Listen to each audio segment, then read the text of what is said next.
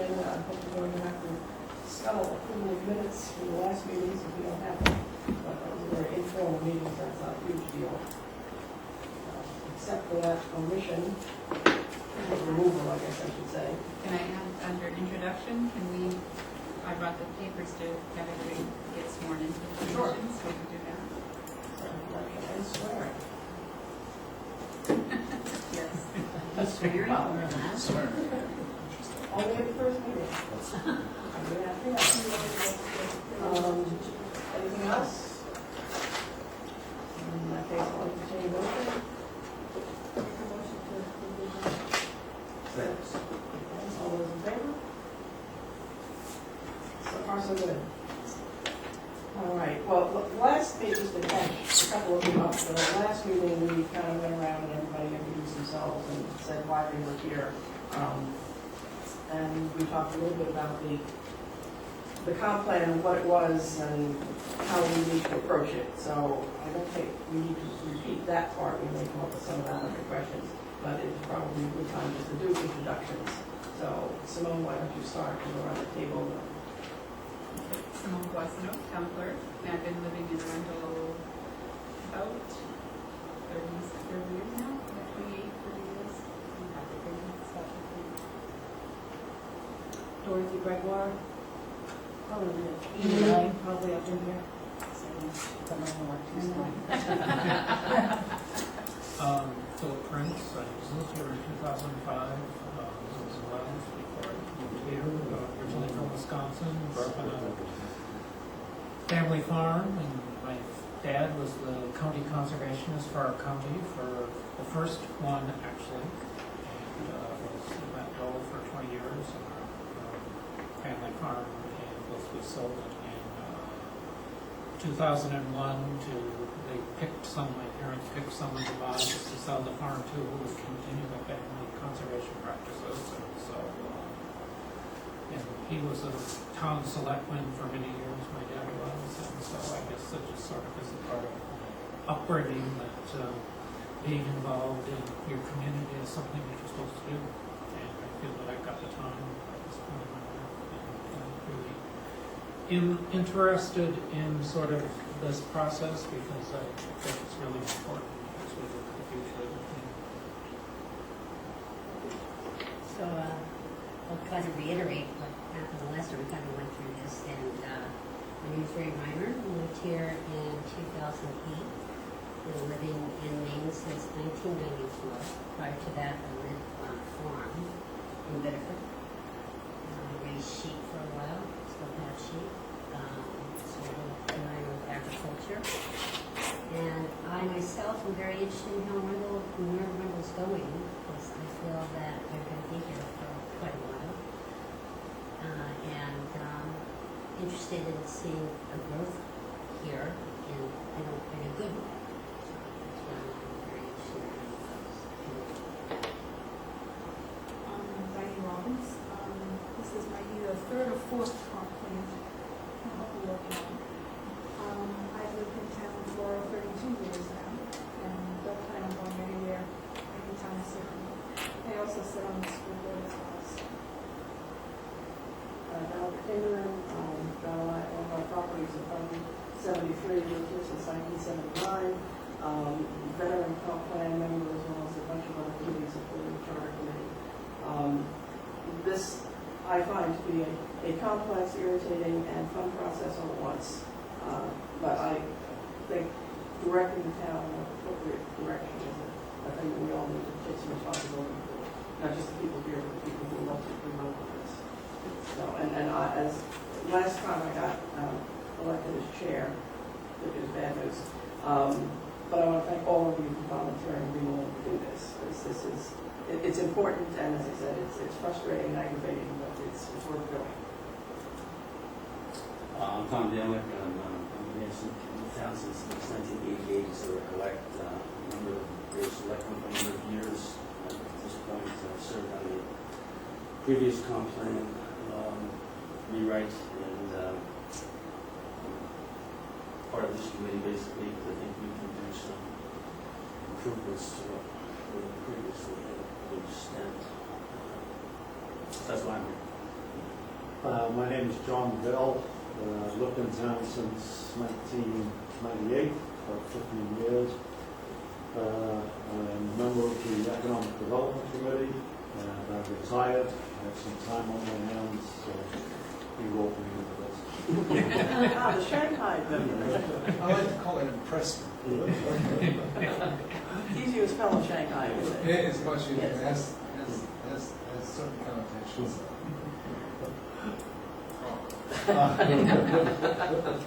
I'm Tad Redway, I don't live here, I live in Redmond, and I'm your town planner. I'll be a staff person for this, endeavor. And looking forward to it. I've done a few of these in the past, and I think we can make some great progress. We have a lot of things, dynamic things occurring in the community. And this is a great opportunity to make some upgrades to the existing compound preparation for the future. The next item on the agenda is questions from committee members, and this I added to the agenda because the last time we had a couple of folks who were not officially members of the committee and a couple who were absent. I thought this would be a good opportunity to kind of just draw all of that together. There were a lot of questions asked by some of the newcomers last time in terms of what's the purpose of the process and how do we go about it. And I wondered if, now that all of you have had an opportunity to look at copious pieces of paper with writing on it, do you have any more questions before we start the official business? I would like some copies of paper. I was one that was absent.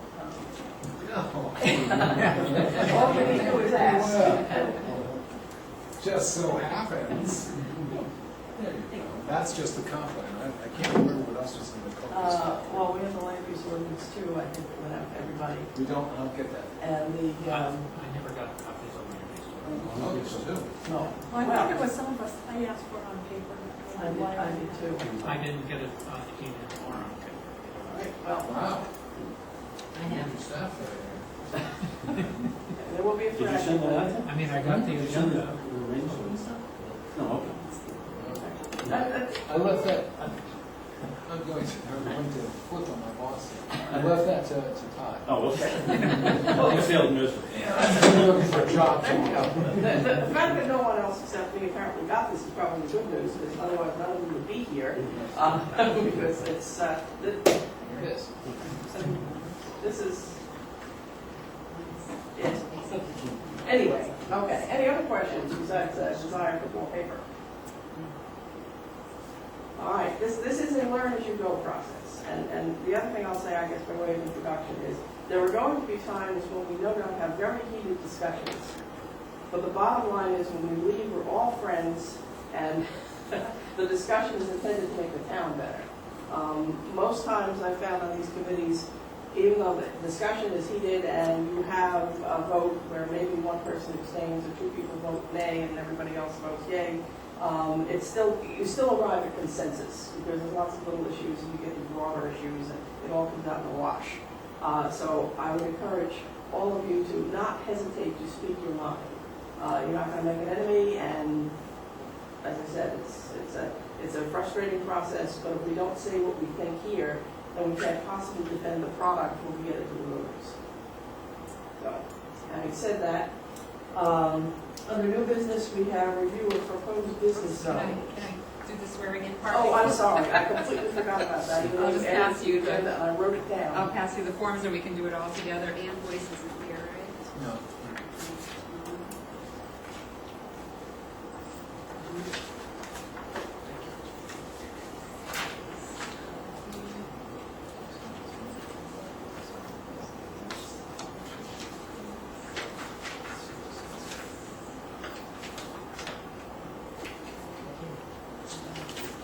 So you want to raise your right hand, we'll do this all together. Do you swear that you will support the Constitution of the United States and of the state so long as you continue a citizen thereof?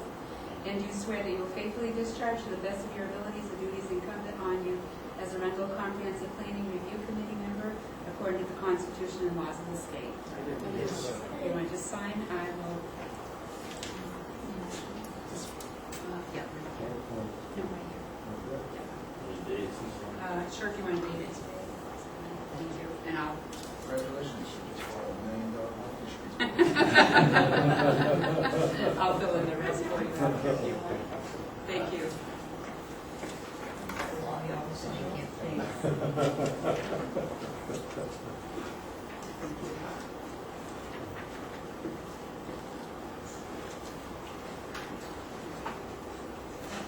Are you all set? Thank you. Sorry. Very focused. Not right, focused. Okay, where to start this process? Because we're doing it backwards. Normally, the comprehensive plan writes a piece of recommendation, and then the planning board takes that and writes ordinance to support it and to go along with it. In this particular case, with regards to these proposed business zones, the planning board has already written some ordinance language, and in doing so, they're coming to the conclusion that it doesn't necessarily reflect what's in the comprehensive plan, and that conflict has to be resolved. The backwards approach is it's new. We haven't done it this way before, so I'm a little nonplussed in terms of exactly where to start that. I talked to Tad this afternoon and suggested that part of the beginning might be that he tell us what the planning board perceived as the conflicts. If hypothetically, let's say there were three items of conflict, we as a committee might look at those and say, well, okay, we can easily fix conflict A and conflict B. We have no problem changing the comp plan and making recommendations in that direction, but we really don't like conflict C, and we're not changing the comp plan. So just because the planning board has written an ordinance doesn't mean we can't tell them to take pieces of it, or for that matter, all of it, go back to the drawing board because it's not happening here. But first we need to understand what the conflicts are and where they're headed. So with that, I will ask Mr. Ridgway to throw some words in our direction. Okay. I gave you, last minute of course, I gave you a little summary of what the planning board's review efforts in regards to the zoning ordinance have been, really frankly, in the last, not the last one problem. Not that. But in the last, really, 3 years, they've been hacking away at the zoning ordinance. They had a number of issues that they've been stumbling over for quite a while, and we decided to tackle those issues. What became apparent was that we had a zoning ordinance that's been, basically the body of this has been around since 1993, was the original, 1992. And the zoning ordinance has been amended as comp plan come and go, and as developments come and go, and different pressures are exerted on the community. And so we have a zoning ordinance that's been amended so much that I liken it to a bicycle tire where there's more patches than tire left. And one of the problems that the planning board was encountering was there was a lot of contradiction in the zoning ordinance. There's a lot of confusion. And in some cases, the zoning ordinance wasn't accomplishing some of the basic goals, all of the goals of the 2005 and then 2007 comp plan updates. Plus the very fact that it was filled with what we consider to be regulatory landmines that were tripping up not only applicants, but were also tripping up planning board members themselves. So we decided we wanted to go with a full rewrite. And that was start from the beginning, start over again, don't try to patch anything up. Let's reorganize the ordinance in a way that makes it more user-friendly, more accessible to the public, more accessible to the planning board members, and certainly to those who have to use it for business or for using the property and enjoying the property. And so we came up with a whole different program, a whole different format, in which we were going to address districts. Our zoning right now is kind of like a big splash where we have a chart of uses that are allowed in various districts. And it can become very convoluted and very difficult to follow what you're supposed to do if you're in a particular district. So we decided we would restructure our zoning ordinance so that it dealt with each individual district, gave you what the regulations were in there, if there were any design standards, unique parking standards, any kind of standards that pertain to that particular district, so that if you had a piece of property and you wanted to do something with it, you could go to that section of the zoning ordinance that dealt with, let's say, the CCS district, and that would have everything in there that you needed to know, besides the general standards. Everything you needed to know in order to make an investment into that property or to develop your property, whether it be residential or business, was in that one section. And that would make it much easier so people didn't have to do ping pong, what I call regulatory ping pong, flipping between sections of the ordinance and flipping over to the street ordinance and then flipping over to the sidewalk ordinance and all the other various ordinances we have. Planning board liked that idea. But as we started proceeding, we also realized that maybe certain things weren't working out exactly the way we really wanted to. And the selectmen also gave the planning board a big, pretty big direction to start looking at ways that we could expand the non-residential tax base of this town. This very simple fact was that we had been lagging somewhat behind in our ratio of residential and commercial. We'll never reach parity, of course, because we're not that kind of community. We're a rural community, a veteran community, and with some commercial. But there was direction given to the planning board to start looking at ways to expand that, to maximize the areas that we have now, and to encourage more commercial development. And in looking at taking that task to hand, looking at the ordinance, we started recognizing a few problems in some of our zones. And I will put it in very simple terms. I think the driver in all this was the BI district. Let me explain to you where it is, right here. This gray area is the BI district. And this is a 2006 map. The 2007 is a little different, the names are a little different, but it's basically the same kind of format. I just couldn't take down the last 2007 off the wall. We had to keep it there. And my printer, unfortunately, has gone on the fritz, so I couldn't print you out an image. But it's this large area here in which a 2007, I believe, comp plan committee, is that correct? That was 2007. It was 2005. Realistically, it was 2005, because about the only thing we did in 2007 that was of any consequence, correct me if I'm wrong, was Kate's Butter and that agricultural processing demonstration facility language. Right. Okay, so we'll still call it the 2005. So the big problem that we encountered in this area is we weren't getting much action. In fact, we had people who were running away from this particular district. And it looks beautiful and it's huge. It's right on Route 1. This is Route 1 right through here. This is the Route 1 corridor. We have this BI, which is business, office, and industrial area, a large extent that goes from the pipeline, or what we now know as the Eastern Trail, out to Route 1 and 1,000 feet on the other side of that. And then narrowed down around Fritz Tire, narrowed down to 1,000 feet corridor that extended from about Fritz all the way to the river. And there was an HC district, which was basically for car dealerships. But this was a big area, and we couldn't understand what the problem was. And then we started doing some analysis and came to the conclusion it's all ledge. One of the biggest problems that we had is that particular area is highly constrained for industrial development or commercial office space or anything of that nature. If anybody goes up to Enterprise Drive, which is where Doc Volvo's place is, you'll go up there and you'll see ledge blasted all over the place.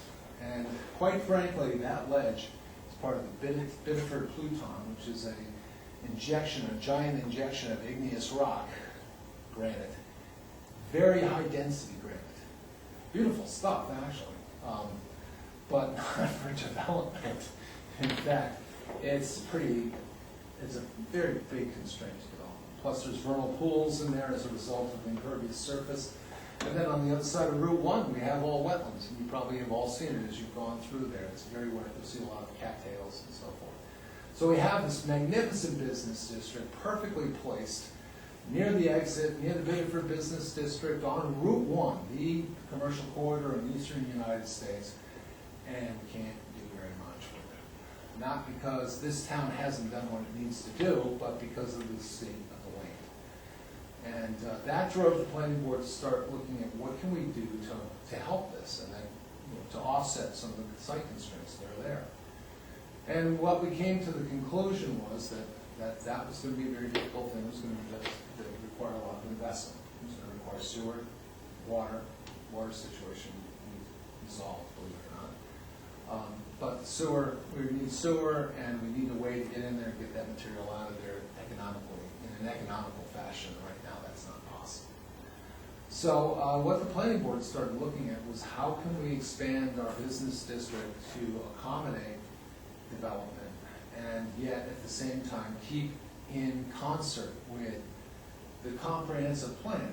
And the comprehensive plan had basically said that the BI district, that gray area, is where we're going to concentrate all our heavier industry, our bigger businesses, and then that pink or that rose-colored corridor that you see there, that's going to be our community commercial district, or community commercial south district, where the intent is based on what the residents had said. They wanted to have a village or a smaller scale commercial development area, which you might call a downtown. We used to use the term village. I believe that term is not allowed anymore. The planning board has struck it from my vocabulary. I cannot use that term. But the comp plan still does say that term. Well, we're not Village, responsible for that. village look. And what the town was trying to do was, made sense. You were trying to create an inviting commercial area that was geared more towards the residents and seasonal visitors. Smaller scale kind of development in keeping with some of that development that's already there. I mean, if you look down there, you'll see a lot of it is very small scale. Most of the buildings down there are less than 10,000 square feet, or I should say, the perfect model is VIP, which is 10,000-ish, it's 11.5, but square feet. And that's pretty much the scale that the comp plan committee wanted to keep and provide that, so that A, we'd have a character area, B, we'd have a smaller scale that is in keeping with the rural character that the residents of this town said was so important.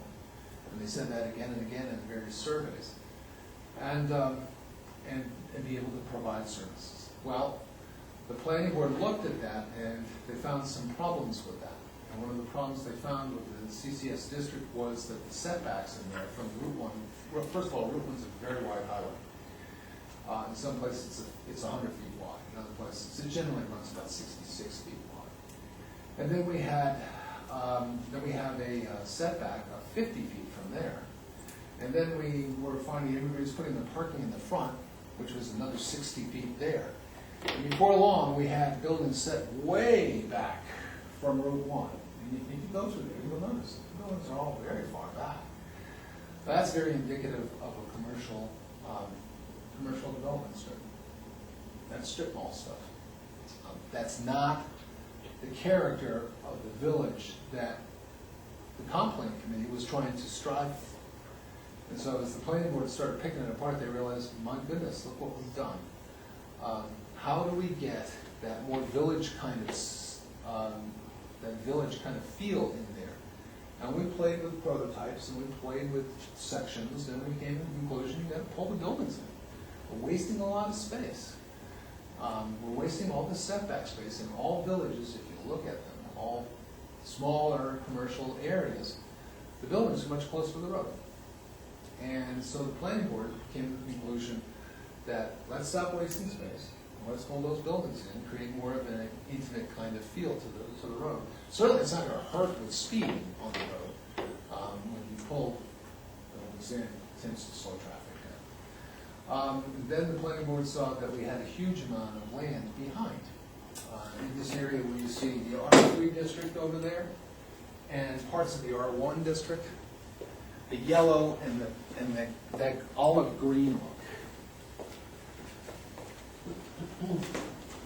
This land right there.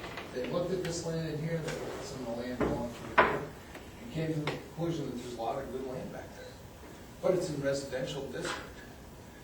And how about if we expand this business district and create a two-tiered district through here? If we put our small-scale commercial up front, and then allow larger stuff that we can't right now put in this particular district, we'll be able to kill two birds with one stone. And so we'll have that community feel up front, and then behind it we have the larger services that the town needs and wants, quite frankly, from a tax-based standpoint and from a services standpoint. And hence, this came up with a two-tiered district called the DB1 and DB2, where it's horizontally stratified. And if you look at this map, and I can't apologize, my printer went on Fritz. This is a hand-colored one, an old beat-up one.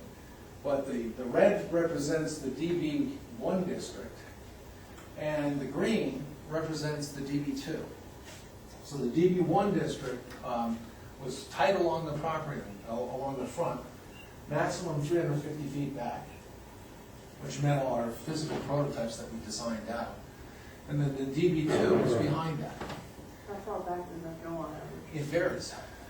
We decided we would go by property lines instead of by distance. Yes, which I applaud, because that never made sense in the old plan anyway. But my question really was, on average, you going back, Are you sort of going back Couple of here, hundred like feet, the sort of 1,000 Old feet? Post Road? 1,500 in some places, 2,000 in others. Okay, that answers my question. So some of it is significantly deep. Some of it's very significantly Okay. deep. And then some of it's narrow. I mean, you get down to the river, where Walker's Lane is, Yeah. and you can see it just goes to nothing. Okay. In fact, that district right now is more residential. And we're looking at taking that out of business and going to residential, although we did play with that. The huge tracts of land that are behind it, you can see in the green, also where the track is, the oval track is. We've got a lot of land back there that's undeveloped. But right So now, it's- that's in R2, Yeah. right? So this is an R2? That's R2. No, that would No, that would have to No, be it's R. yeah, That's that's, R4. it's R4 and R1. Oh, Mainly this R4. this is R2. That's R2, yeah. That's R2. Sort of like from the railroad tracks, So- little Old Post Road railroad tracks back to Route 1, Right. somewhat with these lines. Correct. So- If I'm so- looking at more physical or boundaries. Right. So you're really looking at taking what is now some residential districts and turning them into more business-oriented districts. Correct. Absolutely. So are they being considered business, or are they considered mixed use, would be my question. Well, that's. Funny you should answer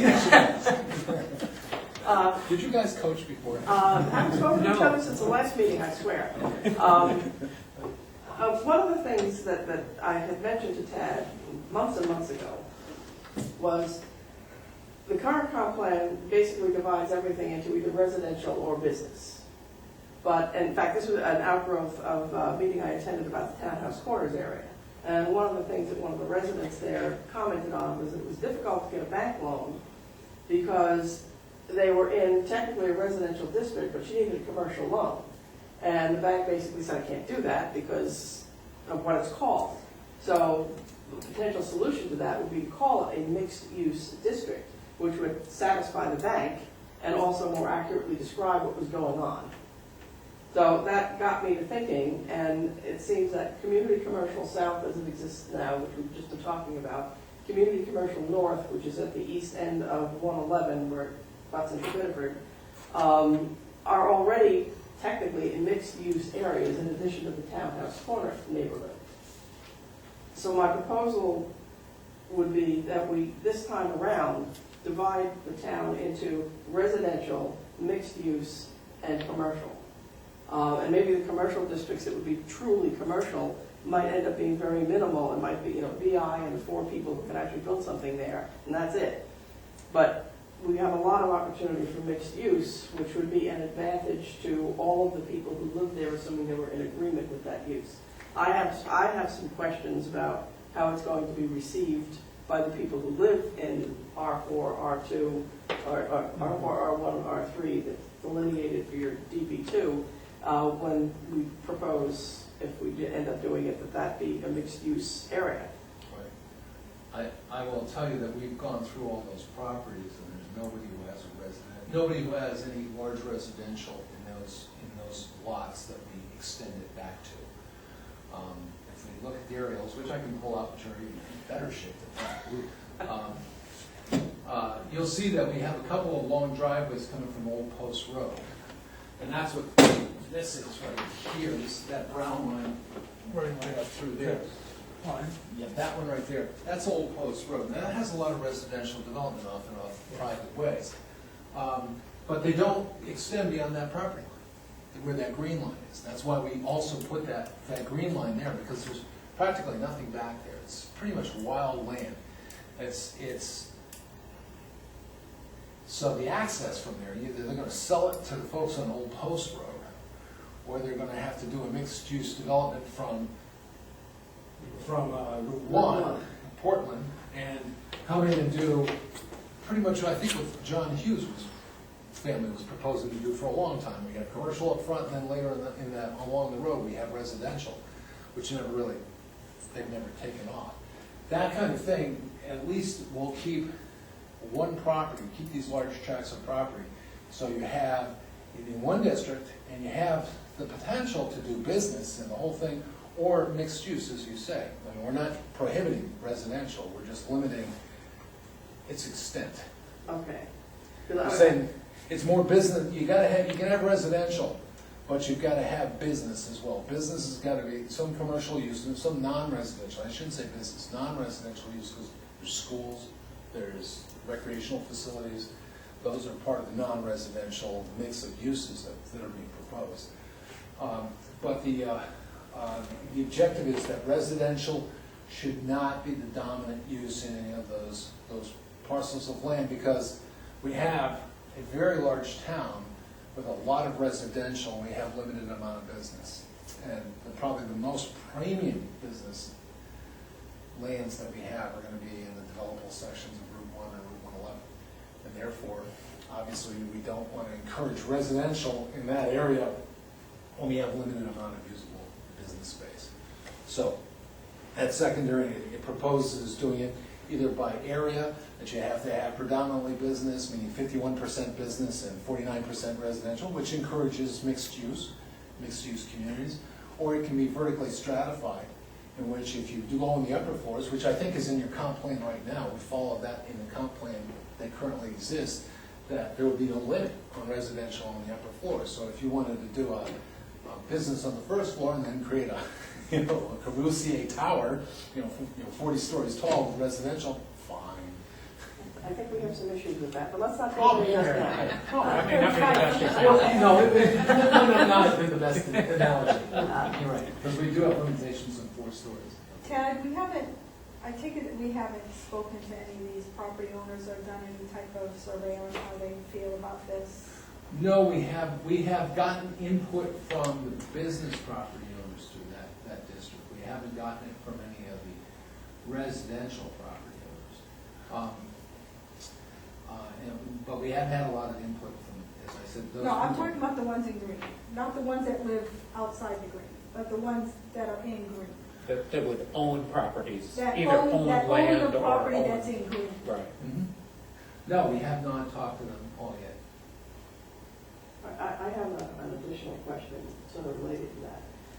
If I understand what you're describing properly, if let's say I own a 20-acre lot there, and it's vacant now, and it becomes mixed use, does that change how it is assessed? Just because it has a potential for commercial, because we've raised, this question has come up before, so it's one of the first ones that property owners going to ask. If this becomes a mixed-use lot and has a potential for being used for commercial purposes, do I automatically pay more taxes on it because of its potential, or is it going to be assessed at current use? I don't think they can assess for. That's right. I think that's the answer we got last time. Yeah, it was. Right. I think it has to be Yes, assessed that. at current use. If it was subdivided as a commercial subdivision, then yes. Okay, It well, could be assessed at that point, but as raw land, it's raw land. And there's- okay, all right. That has a category of assessment based on just raw land, and that's what it is.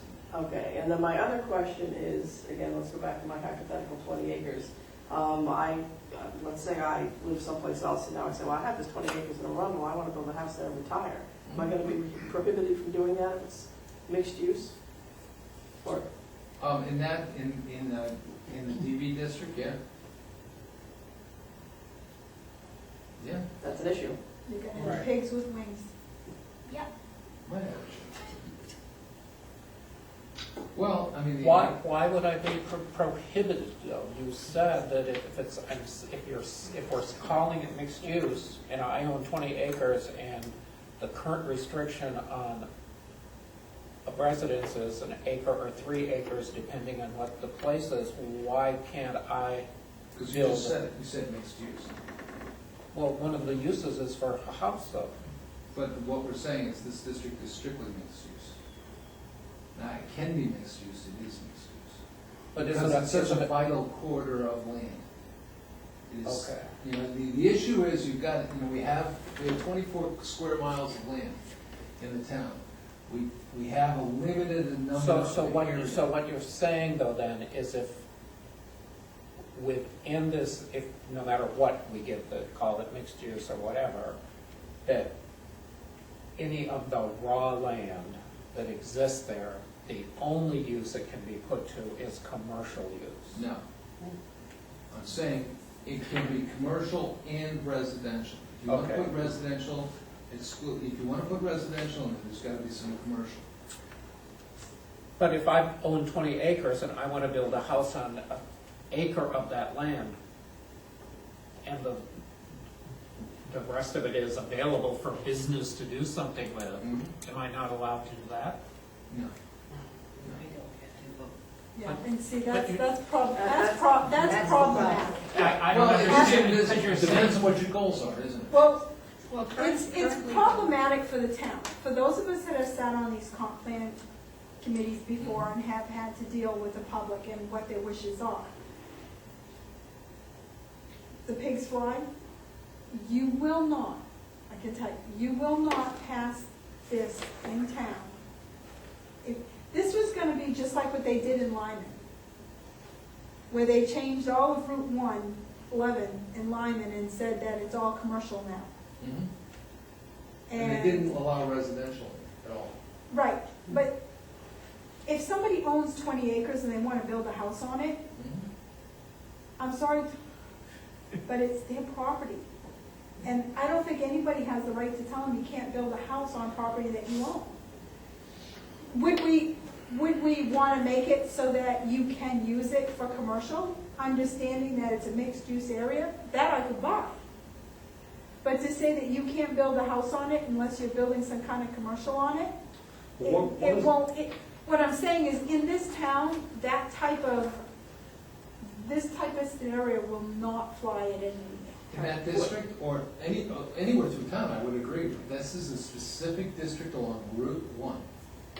Hold on Right a now, second. yeah, I was gonna say, right now, you can't put a residential home in that Route 1 area, right? Because it's all commercial. No, I believe. I think you can put it above the business, but you can't build a single residential Single family. home. No, I That's think my you can. understanding. You from can. reading. Yeah, residential And and that's community uses been will be somewhat of a allowed. problem. I mean, that's, because what happens is then you have, and this is a reality of zoning, especially if you're gonna look at intensifying uses out here. That's a reality of zoning. If you put a residential development, especially a multifamily development out there, and you're trying to create business around it, that's a fly in the ointment. That's gonna be a real impediment, because there'll be a lot of opposition to whatever project is going to be there. And let's say they don't prevail, and you have a couple of nice homes out there with this large development around it, the value of that property is gonna be diminished. Diane, just to Diane's comment, I mean, no matter what we do, if you're gonna regulate the use of property, I mean, you are taking somebody's rights to use their property as he, she, or it sees fit. So if you're gonna regulate, you're gonna zone, you're gonna have those issues regardless. But my question for you is, other than changing the name, doesn't the Community Commercial South say exactly what you're talking about right now in conflict? For the DB1, Yeah, yeah. but not, what's at issue here is the DB2, what's behind it. What is now All residential. you're doing is expanding the zone, but that's what it is. Yeah, we're expanding the zone. Well, the DB2 has a different set of uses. It's more intense uses than are allowed in the CCS district. And the But you're biggest- gonna have all the same thing now, right? You're not gonna have two different districts there, are you? Yeah. Oh, CCS and this DB? No. DB1 would replace CCS and contract it in. And make it a smaller district, narrower district. Oh, so you're than it is creating right two now. districts here, You're creating two districts. They're not just horizontal. expanding one, No, okay. there are two districts, that's why the red and the green. So we're getting that small scale village kind of commercial that the comp plan was seeking along the road where you see it. And then behind it, where you don't see it, or don't see it as much, is where you have your larger stuff, and hopefully, much larger projects. So let me do an analogy then. So I'm saying that I own this piece of property here, and if I want to develop a 300 square foot building, that would be an option there, but I could build here, 10 is what we're looking more at. 10,000 square feet is more what we're looking at for the pink cell. No, I think It's the other way around. The big stuff's gonna be in the green. That's what I'm saying, Yeah. so 300,000 I could do here, Okay. 10,000 I could do here. Yeah, the Is that- largest, actually, the way they've written it right now, the largest size I mean, of the building is whatever. 20,000. Well, okay. Which is bigger than, a little bigger than the, I'd say VIP, but VIP is almost 15,000. So it's a little bigger than VIP. All right. That's It's just not the- really big. No, not along the road, because the idea was to No, retain that. but road. even behind that, it's not like, Oh, big, behind it right now, the planning board said 100,000. okay, that's the number I was Which looking is- for. So in the green, I could do something up to 100,000 according to the fucking breeder. But nothing over 15 then in the pink. And 100,000 would be about half the size, not even, it'd be a third of the size of Blue Cross. So my question is, how many residents or landowners, do you have any idea how many people you're talking about in that green area? That would prohibit them? Existing land, existing residential? Yeah. No, existing landowners. Oh, yeah, I mean, you can count them up, there's not that many. There's about probably 20. Yeah, not a huge amount. And I've already talked to 1, 2, 3, 4, 5 of them. So, I mean, if we look at it, we see that, well, one is Bentley, who wants to put a campground in. One is Hemlock Grove, which is a campground. Another one is John Hughes. He's down below. Teresa Andrioli is another one. I've already talked to the folks over at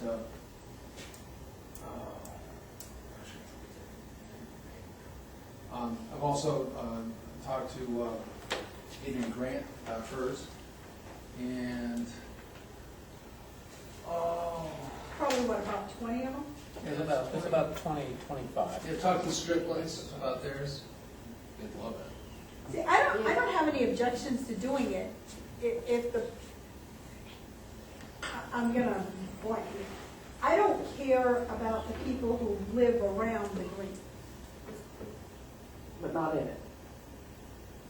I care about the people who own the green and how they feel about it. Because if we change the zoning for the green and people live around the green, then that's just the way it is.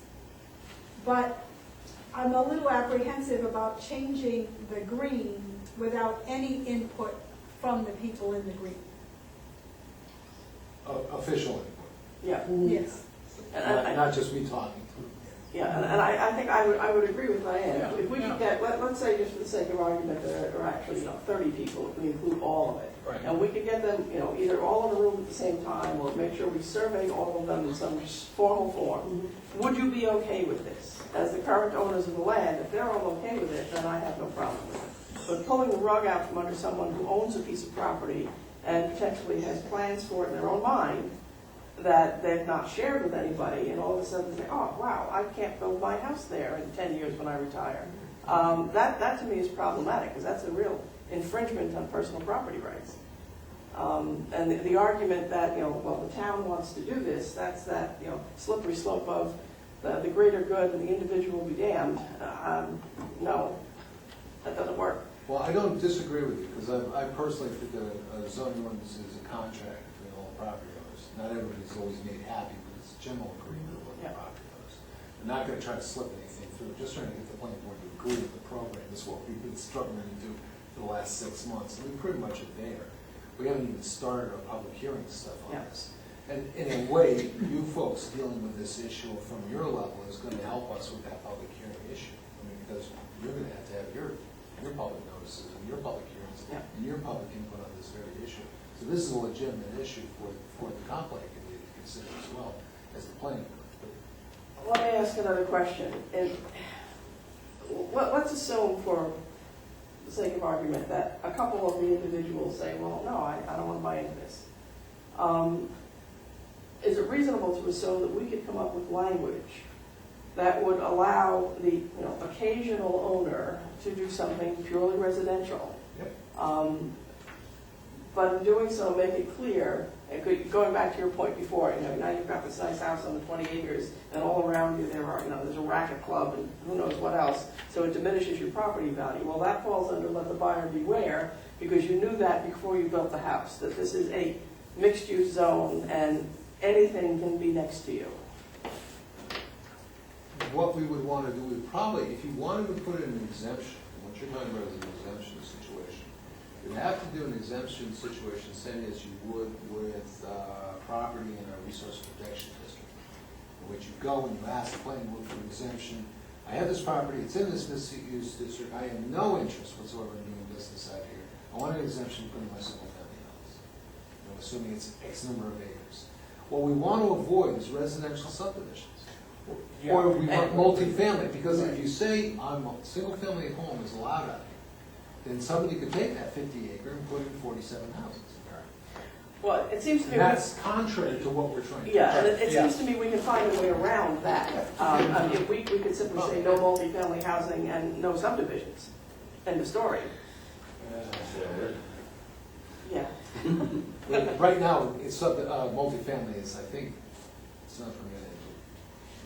No. In CCS, It is in the CCS? yeah, Okay, but so, no subdivisions are allowed. Right. No subdivisions are allowed either, but I agree, I mean, with this part of it anyway. So, I mean, it seems to me that, based on what we've discussed, oh, in the comp plan. Right. Unfortunately, guess what? The ordinance didn't do that. Yeah. oops. Yeah. And what you're talking about is more an ordinance issue than it is. Then it is a comp plan. Comp plan. Yeah, but if we can find some way that they can have a comp plan direct that, so we solve that little problem. Yeah, we can do that. It's just like dealing with the existing businesses in the DB1 district that, don't meet the architectural standards, and the way to solve that is say, your property right now, and your use is a permitted use, in whatever state it is. Your grandfather. No, we don't even use that word, Oh. because that has implications That is with different banks. implications, That is a okay. bad implication with a bank. No, you're permitted use. Permitted As long as you use. continue that use there, yep, you're permitted. Can you expand? Yep. Yeah. So No existing. non-conforming. Well, no nonconformity, but if you do expansion over a certain size, you will have to meet the sorry. architecturals. But your use, no. Right. And the biggest example, if for instance, Weir's wanted, to continue and put in another building, no, of course, that use is permitted. Even though anywhere else in that district, it's not, just that use is permitted. It's kind of funky. Yeah. Yeah. That'd be an apt description. Yeah, Leah had fun with it. I would love to see us get rid of the concept of non-conforming use. That has bothered I me agree, yeah. I agree. for forever. It makes no sense. And the banks really hate it. We can come up And with that's that's what- better language, that makes a lot of sense. And that's what we're doing, yes. Is it the same thing as non-conforming use? No. No, non-conforming use limits you, and we don't want to limit people.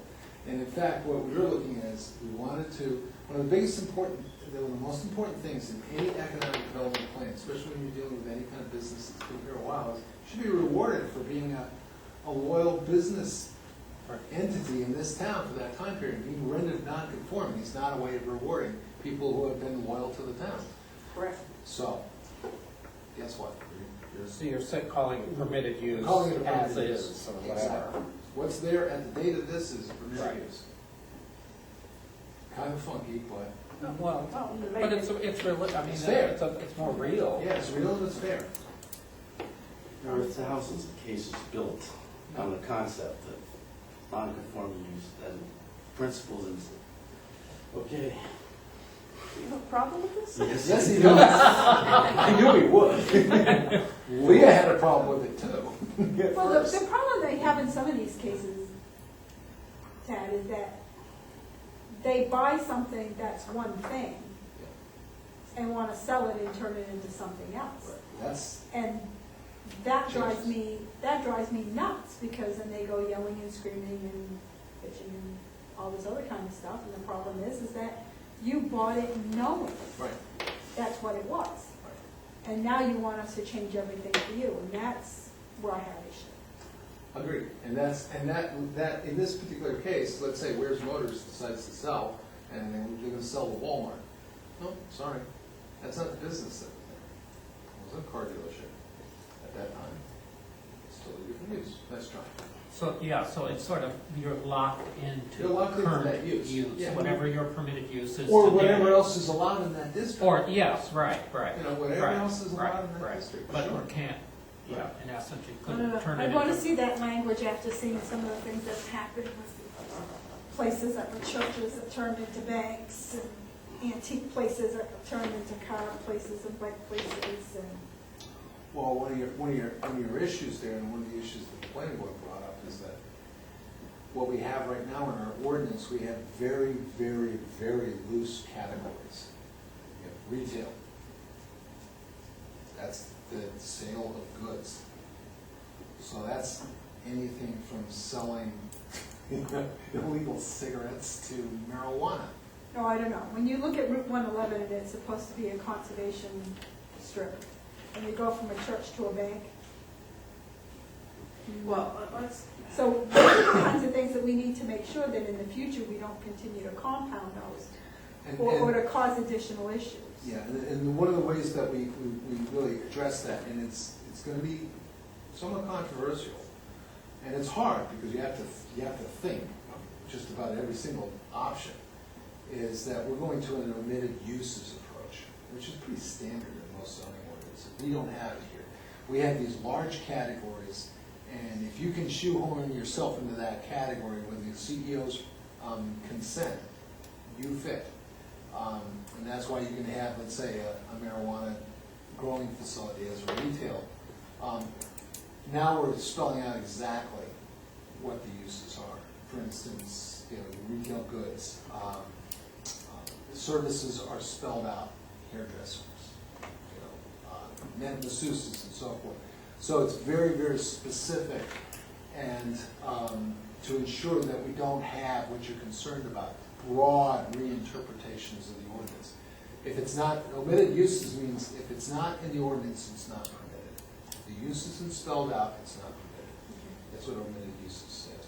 Which means you've got a responsibility to make sure that you try to think of every single thing that you could possibly want in that district, and leave a safety valve in case something new comes along you hadn't thought of. That's compatible, but isn't listed technically. So sounds it's like a very large can of worms. it is, but it's actually the way most zoning ordinances are done. And I'm not trying to do it because most zoning ordinances do it that way. It's because we've had the problems that Diane mentions, where broad interpretation of a use like warehousing or retail or something like that does not come up with a compatible use. But in DB2, you still have under permitted uses as item number 27, warehouses, and 24 is retail uses. That's, DB2. yeah, Yeah, absolutely. Yeah. Remember, DB2 is DB1 is the CCS. DB2 is the expanded uses behind the CCS. but my point is, you're still, with that language, you're still leaving all of that wiggle room that you just talked about as a We have a number. new definition of Maybe warehouse. definitional sections would take, Okay, all those terms would have a more detailed definition. it's going to make the ordinance much shorter, isn't it? Not like, Not likely. No, it's not going to make it. Okay. so this committee has to, I think, draft some language with respect to this district closer to the road, and pretty much use the language for CCS as the green district, is what I can say. Well, that's CCS, because CCS is very limited in its use. I think it's the other way around. Yeah, the CCS would be something you could use for the DB1, but the DB2 is a much more intense use than what CCS spells out in there. Because it talks about the village setting, and it talks about limited size buildings. And CCS. yeah. But why would we, I have a question, why would we draft language when we don't even have a feeling of how these property owners feel? Well, I think you gotta put a proposal out there and get a reaction. Most things are, I'll tell you honestly, I've stood up with business owners in here and with the chalk talk kind of thing. Right, but I I'm get not sure. general ideas, I don't get anything specific out of it. So you have, everything in this kind of world unfortunately is very reactive. Yeah, So- no, Right, but if the planning board is, this is coming from the planning board. I guess my suggestion is I think they ought to, I'm not sure that the survey ought to come from the comp plan. I think if they're proposing this change and they know what they wanted to go here, why is it that that wasn't sent out prior to requesting a change? Nobody's requested a change that time. Yeah. These are all just proposals at this point. I think when we, if I'm understanding this properly, the planning board has a proposed ordinance. If we can come up with appropriate language for the comp plan that reflects that proposed ordinance, sans whatever objections we might have with it, then, you know, we either we as a committee or the planning board locate the owners, do the survey, have a public hearing and see how they react to the language. You know, if they have some of the same reactions that we've had and they want to insist on having single-family dwellings allowed, and we didn't put that in the language, then we'd make the change then, because otherwise that proposal's not going to fly. As I said, this is awkward because we're working backwards. You know, it's always been the other way around. So that it's a little odd for, you know, those of us who've done this before to try to figure out how to do it backwards. Yes, But I think we can. and I appreciate that, and the intent was when we started doing this, we were working within the confines of the original 2007 or 2005 comp plan, and that's why DB1, DB2 was sort of like, the DB1 was no different than CCS, Right. and we're just putting in more standards on that, and then the DB2 was kind of Yeah. grew a little bit, and it grew a lot more, and it grew a lot more, and so it was, there were members who felt that it was beyond what we originally had envisioned for that quarter. Don't get me wrong, I don't object to the concept. I'm just a little concerned about property owners' But rights. what we want to do Yeah, and is it draft seems- the concept of this. I mean, what's the vision for that? And that's what we have to have here. Then the planning board has written its ordinance, and then they'll have hearings on that, and people will. It seems I'm like okay with also if we have an opportunity to mull this around a little bit and talk about it, and there are sort of, planning and us are saying to the owners, here's the proposal, we want you to look at it and give us your reactions to it. It's not just one piece of the town doing it, it's a greater part of the town's citizens who are behind, or at least have looked at it and discussed it and talked about it. So I think, to me, that seems like it would be more of a positive. And as part of this discussion kind of came up in the last meeting, if you recall, in terms of how to approach things like this. If in fact there are 20, 25 owners, and we've had the opportunity to survey them, speak to them, and we have nobody who has a problem with the language we propose, then when it goes to larger groups in town meeting, and somebody stands up and says, I hate this, we can say, well, all the people who own the property don't. Mm-hmm. And that's the basis on which we're making the proposal and recommending. Right. And that's something that we've rarely had the luxury to do before. Mm-hmm. We should do this thing. Yes, I absolutely agree. Mhm. Yeah. So I agree with you, Diane. I think what you're proposing is an excellent way of doing it. I would prefer to us have them in the meetings all this time, but believe me, the planning board can't captivate people on that level to come to these meetings to participate on that. I'm going to be very nice and not comment on it. Because if I remember right, I believe the comp plan, I was looking back at the surveys and stuff, and one of the comments was in 2004, there was narrowly defeated. And I think one of the reasons was a landowner had put up this very specific, objections to it, and and kind of railroaded it to be defeated, on very specific issues in that area. So we definitely want to get people on board, or else, you're just wasting your time. I think we also have to have, probably not so much from the comp plan point of view, but probably from the land use regulations, is that, say hypothetically, the piece way in the corner, At the top? that way. Say that landowner doesn't want to participate, you know? Everybody else says yes, but that one, you know? I think we have to have, I mean, you're not gonna be able to have it piece here and piece there, piece there. You have to try to get the vast majority of it, but if it's an end piece and it's that one person, I think we need to be able to go by some of these property owners' feelings in regards to what they want. And they can change their mind, but I still think that if the only objection to this is what we talked about tonight in terms of an individual needing or wanting to build a single-family dwelling, I think we can probably work around that. Yeah. If the subdivision and the multifamily dwelling is the issue, I don't think we have too much difficulty with that. It's worth a shot. Okay. Any other comments, suggestions, hesitations?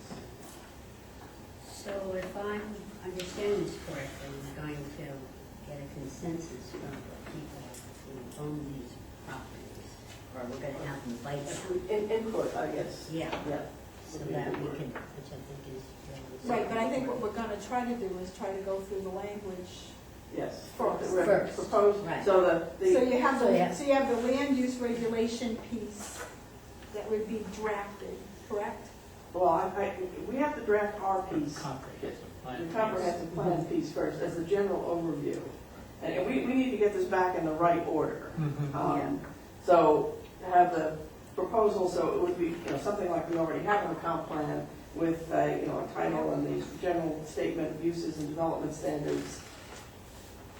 Although I'd really love to change that format, but, something as a general description, and then ask people how they feel about that, and have the land use ordinance as it's proposed explained. And then that will be tweaked. That's done by the planning board? Yes, and anyone who attends their meetings and explains why there are issues with it. Now, are you Well, there's proposing another any- concept that you talked about at the last meeting, which I think seems to me plays a role in this, is your idea of talking about, we've got these sort of R1, R2s, whatever, but your idea of talking about this from a neighborhood perspective as opposed necessarily just from a usage, from a definitions that currently exist. Is that something different than this, or does this they sort of marry together? Well, I think the DB1, DB2, and the townhouse corners idea lends itself to a neighborhood approach. Right. Yes, I agree with you. Yeah, and other areas of town, like, the northwest corner, which would be, that big chunk of R4, even though that's geographically a huge piece, it also constitutes a neighborhood Right. because of the nature of the current use and the soils and a dozen other factors. So we might, have village-like neighborhoods that are mixed use, but then large rural neighborhoods, which have quite a different flavor. Right. Just was looking for something. I Just don't know, remember that. I don't know if I answered your question. but No, that no, was- yeah, it just helps me understand that a little bit.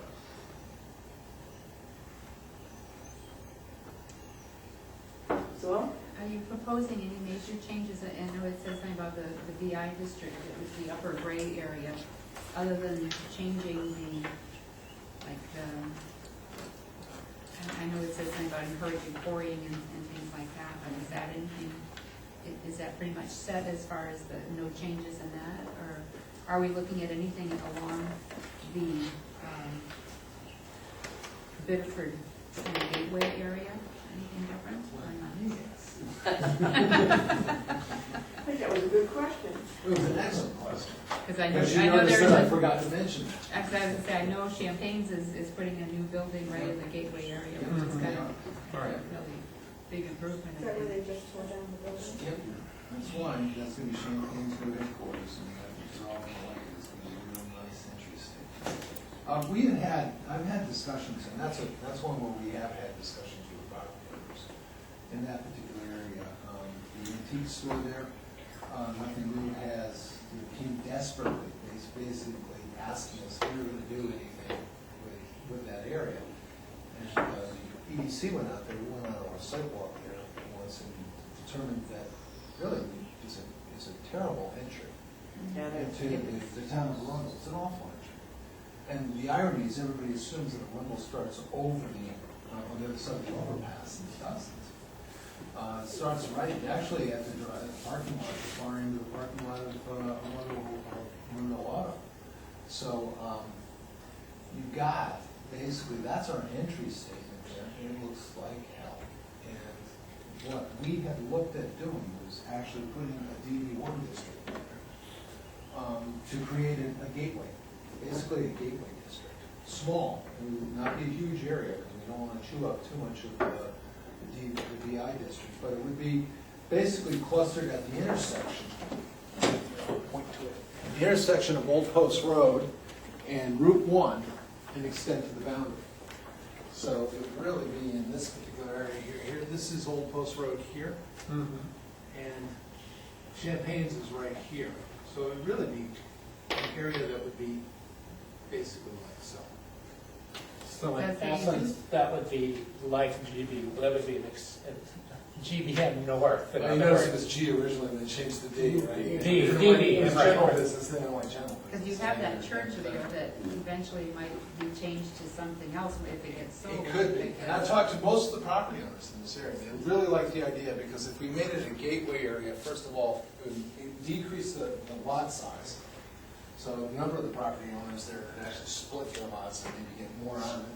Second of all, quite frankly, we'd probably be going after some streetscape improvements in that area that we could probably get through the main urban and community forestry program. We might be able to get some streetscape improvements there, and certainly I would expect the EDC to work hard on getting some, we could get some funds from a variety of different sources to make some improvements to the sidewalks and to the general appearance of the area. You know, it doesn't take much to make the gateway look halfway decent. Maybe move the sign to the border, move, Or put up a halfway sign, down the put up DBI. another sign that says this is not a Arundel. This is not this one is. And you know, that's what we were looking at, making a sub DB1 district out there. Right. Mainly because, first of all, the planning board didn't want any more districts. You know, they said, geez, no more districts. And, you know, they're right, really, why confuse things? So they'd have all the same abilities that you have in the DB1 district, just down in that particular area, except that you would have smaller lot sizes, which is fine. And quite frankly, it's not a bad idea, because the Biddeford sewer stops at Arundel Auto. So, we make a deal with Biddeford, and we want to extend sewer to even make it smaller lots in that particular area, or more intense uses there. It's much more feasible than it is anywhere else. And it doesn't make any difference. DB1 doesn't have to be continuous. No, You can have it in different places in town, No, just like we have it's- R4 in different places Right. in town. It's So- actually a nodal, it would be almost a nodal zone. Right, and I suspect that down the road some, we might be looking at maybe commercial north Right. as Becoming- another yeah. DB1 type of Yes, district. exactly. Yeah, exactly. Yeah. If I mean, that would be certainly a feasible exemption to allow there, it seems like. I think it would be less confusing, like you say, to do that on 111, on Route 1, and to call them all the same, Yeah. and have the same similar standards, and they wouldn't feel like, oh, I can do something on 111, but I can't do something on Route 1, and vice versa, you know, that, I think that's very confusing, all of the different districts, you know. Yeah. No, we certainly can do that. The planning board has not even looked at the Route 111, at the CCN district right now. And quite frankly, I'm not sure they know, you know, they have a pretty good idea of what they want to do with Route 1. I mean, there's some preconceptions on that.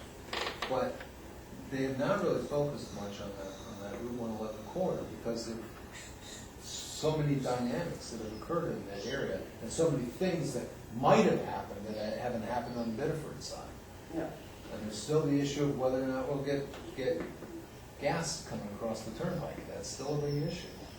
Well, If that does, that might change things. That might- when we did the original language for CCN and CCS, I mean, they're basically the same. I don't know of any different except the geography.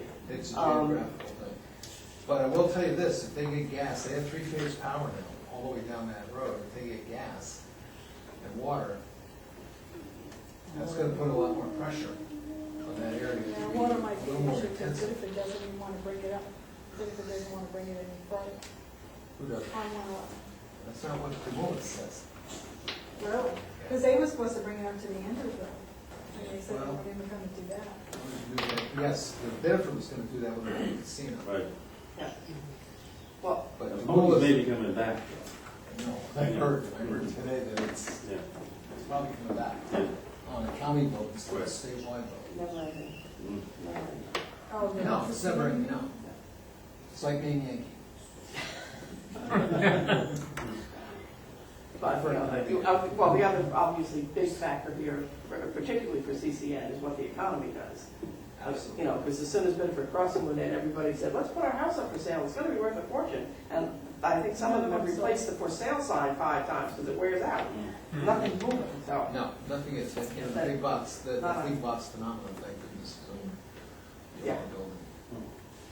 Well, it may be a little different now that we'll see what happens after Market Basket's been in there for a while, but they purchased the whole complex. Yeah. They own the whole Bedford Crossing. Yeah. And And but you want a place to they make beds want like that, natural down that way. gas, they want it badly, they don't wanna pay CMP. Well, we shall see. Yeah. All right, if I'm understanding all of this correctly, what we need to do next is review the language for commercial south, call it DB1. Should we propose taking community commercial north and just lumping it in at the same time? So we eliminate that and just say DB1, and then redo the map so it's all 3 of those areas? I think that would be a real good idea. Okay, so then it's just done. I think. And then draft some language for DB2. Mhm. Okay.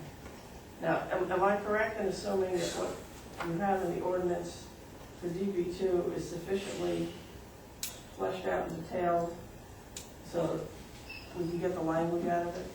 Yeah. The introduction, you'll notice that did everybody get a copy of I didn't. those ordinances? Okay. Wow. No, nobody has. That's operation. Nobody has That's them. dark. This is a big B on my back. All right, well, I will read the little introduction that we have here, although I'm going to take issue with one of your words which does not exist. On Downtown purpose. Business District 2 is located behind the Downtown Business District 1. We might have to change that. And it is designed to encourage more intensive commercial and institutional uses that would otherwise be incompatible with the scale and business mix of the DB1 district. Site and building design is intended to be complementary to, well, it says to and build, complementary to the building patterns, I guess, in DB1, and yet maximizes the functionality of available land. Been modified so many times, I doubt prepositions are. Right. Send it to Donna for proofreading. Yes, I don't want to send everything to her. She'd kill me. So basically you're looking at, when you say more intensive, you mean bigger, correct? Well, bigger and different uses. Okay. And if you look at the uses, there are a lot of them the same ones in the DB1. I know, I noticed there was not a whole lot of difference. Well, when you get over the conditional uses, things get a little more hairy. That's what you get. And why don't you just say bigger? Bigger Well, in terms of what? Well, Size of building, Size. intensity of use, I mean. yeah, Well, that's what I'm saying. well, I was just questioning it because I wanted to know, what we were really talking about. So it is type of use and size of building both? Yes. Okay. So intensity and size. So intensity and size. An intensity would be compare a manufacturing a low impact, what we call low impact manufacturing facility. K1, for instance, they do, you wouldn't even know they're doing it either. They do very precision tools. And compare that to a pottery shop. One's much more intensive in kind of activities that go on there versus, although in some cases the pottery shop might be, okay, it's a bad analogy. Somebody can do a better analogy. Huh? Thanks. Thanks, Bruce. Versus a salvage yard. Okay. Ouch. I think salvage yards prohibited. Probably. Yeah, that's what the planning board did. Bank versus a small manufacturing business. I Yeah, think and those that's would be- essential. that's Well, sort of- the manufacturer probably has more activity. I was just to say, that has more traffic. Well, that's more traffic, but not necessarily more in, They closed at night, right, I mean, Exactly. Well, all right, but just for those of you who don't have any school, unless you worked at, Um, the permitted uses in both of these districts are pretty much the same. However, DB1 has as conditional uses automobile service station with appropriate setback, taverns, artists and craftsmen studios, and manufacturing operations where goods are produced and primarily sold in an on-site retail storefront. Hospitals and veterinary hospitals, timber harvesting, outdoor sales involving more than 2,500 square feet of sales area, public utilities, daycare facilities for domestic pets, educational institutions, and vocational schools. Conditional uses in DB2, movie theaters, animal kennels, campgrounds, fuel storage and distribution operations, taverns, timber harvesting over 40% of the basal area, forest stand, and outdoor sales involving more than 5,000 square feet of sales area. So,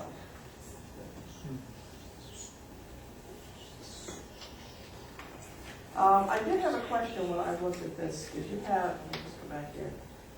Minimum lot size in both of these is 1 acre. Why don't we make it smaller?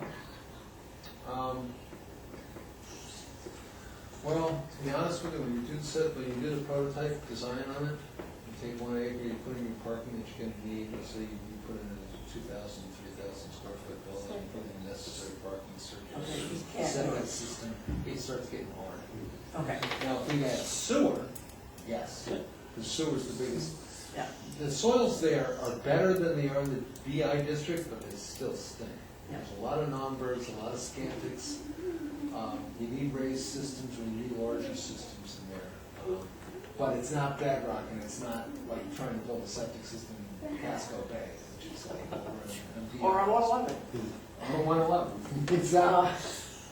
So potentially down the road, I'd like to go if less. sewer comes in, it could be half acre, 3/4 acre. I think we need to rewrite it. So we can go to. Well, they just need to change the ordinance. Right, That's the nice thing about the comp plan. Well, that's what I mean, the It's comp plan is sufficiently bigger than general. that. Right. It's not, it doesn't If give the the comp plan specifics doesn't of say you bring acreage. it to 1 acre. I mean, Right. In fact, the comp plan does say that we should be trying to extend sewer Sewer. to the growth area. Sure. And that hasn't been a priority because of the expense.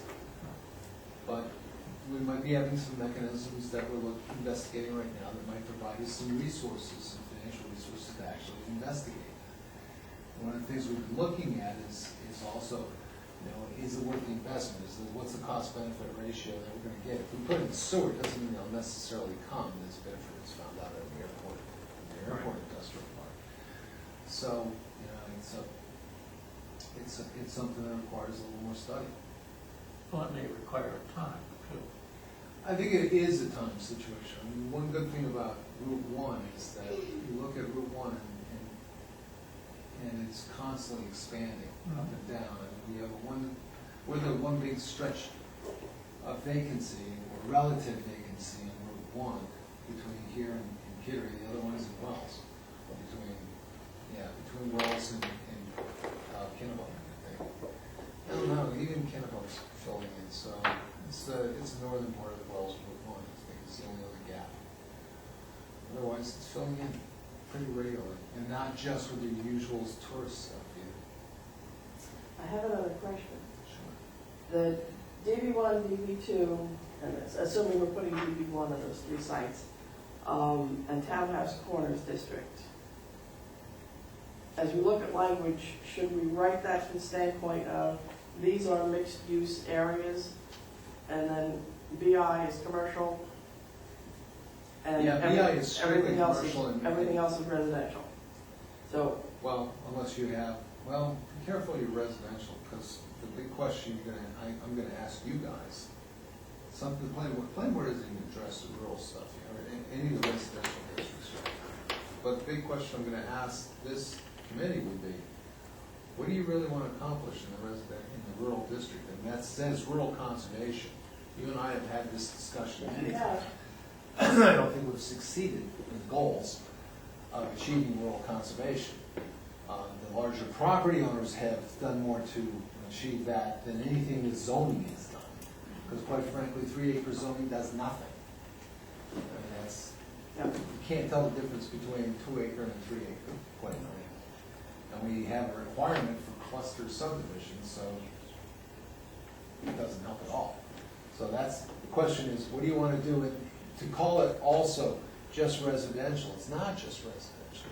If you look at the uses that are permitted in the R4 district, and you've got non-residential uses that are permitted in that district. So the question is the R4 residential or is it mixed use? well, because the predominant use is residential, I think we're going to be hard pressed to come up with another word to adequately describe it. I wouldn't want to say that, DB1, DB2, and R4 are all mixed use, because that's not accurate. They're really not.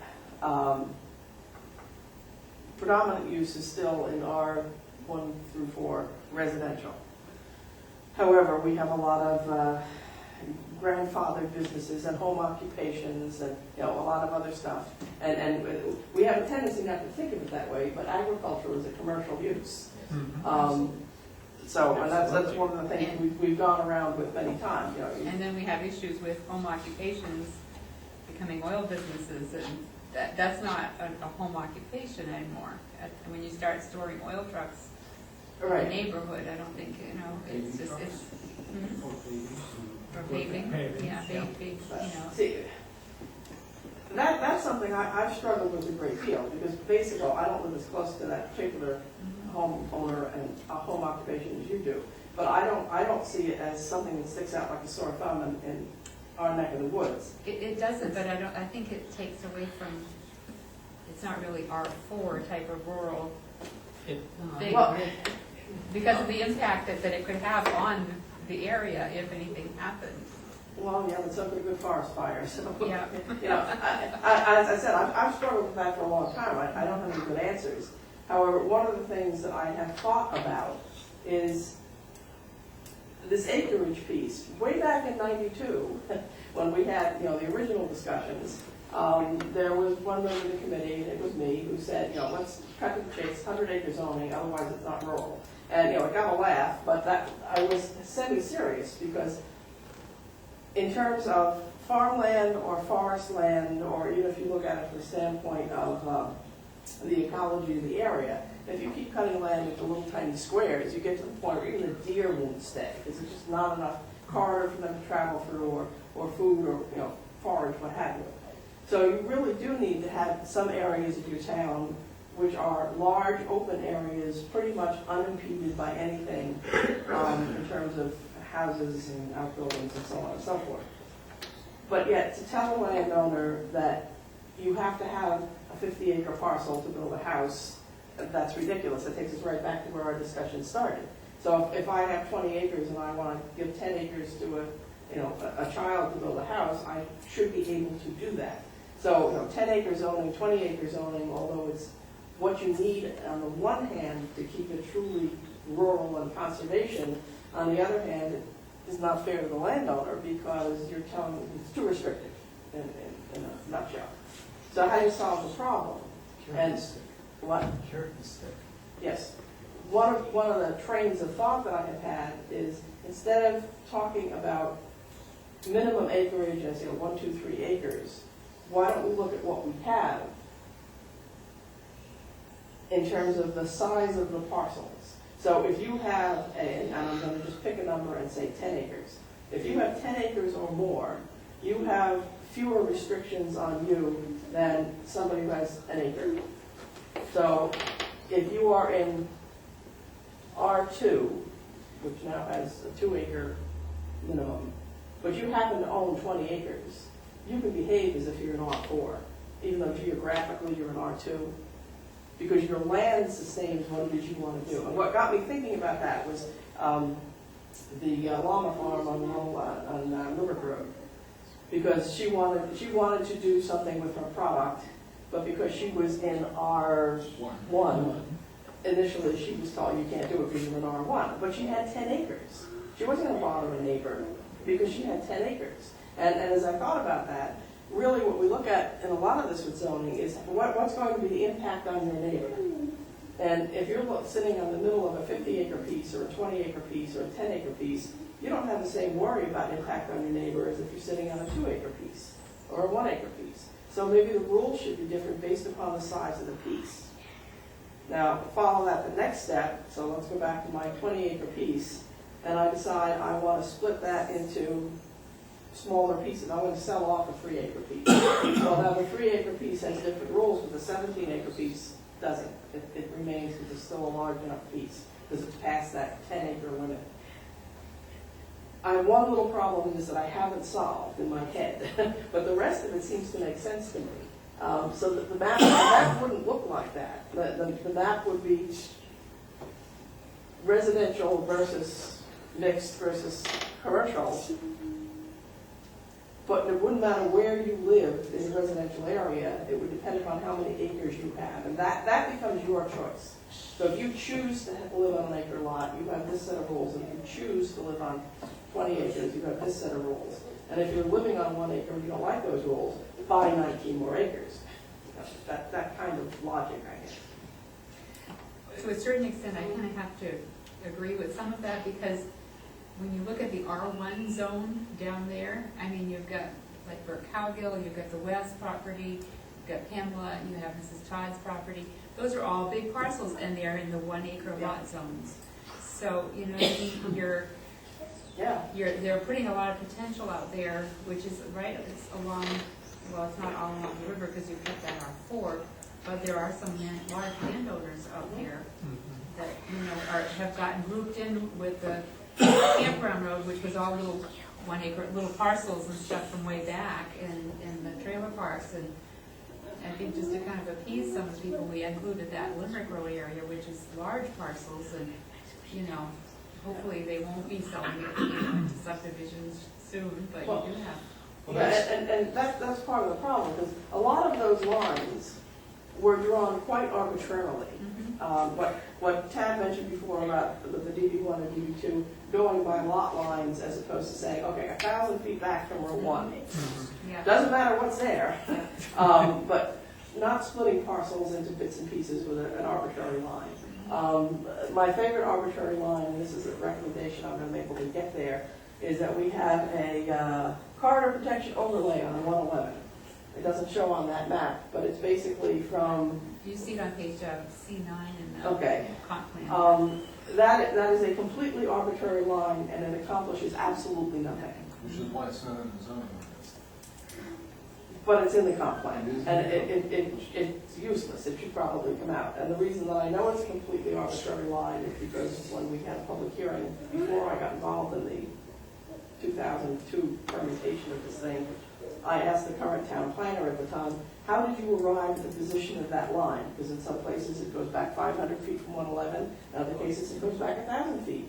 And he said, and I will not quite quote, but darn close, I drove down the road and I looked back and I estimated how far back the first trees were. The tree line. And that was where I put it. And I said, wow. So there's a lot of that in that, and in the comp plan that maybe we need to take a look at.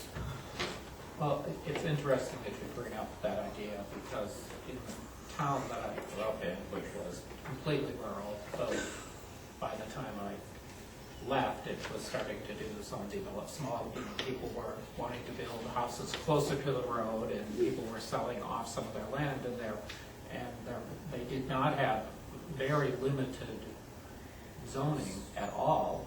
So they went through that process, and that's exactly what they did, is they looked at size of ownership, size of the properties that people owned, and determined and set regulations around size of acreage that a person had, as opposed, because I mean, it wasn't completely a rural community, though we had a major state highway run through through what was the town of Irving.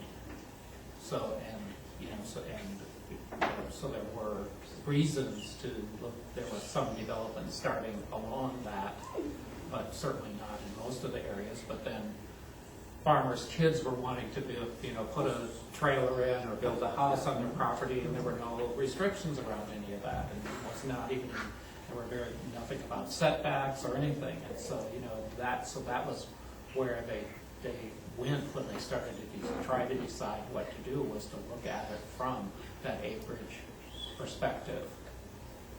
So if I understand you right, Ron, if I owned a 1 acre lot next to a 20 acre lot, and I have my house on the 1 acre lot, a salvage yard or a junk yard could move in on the 20 acre lot right next door to me, simply because they can do what they want with 20 acres? No, Okay. because it would still fall under the residential category. So you still have some, and that's part of the piece I haven't worked out yet, and I'll come back to your example in just a second. Tad made reference to this before, and when he said carrot and stick. Right now in R4, it's a 3 acre minimum. So you could take around 21 acre lot, and you can put in 7 house lots. That completely destroys the rural conservation concept.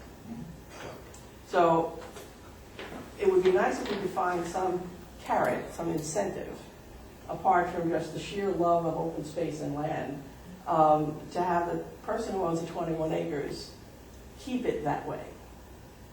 Now, transfer of development rights is one thing that the Conservation Commission brought up some time ago. I still have a copy of it with me.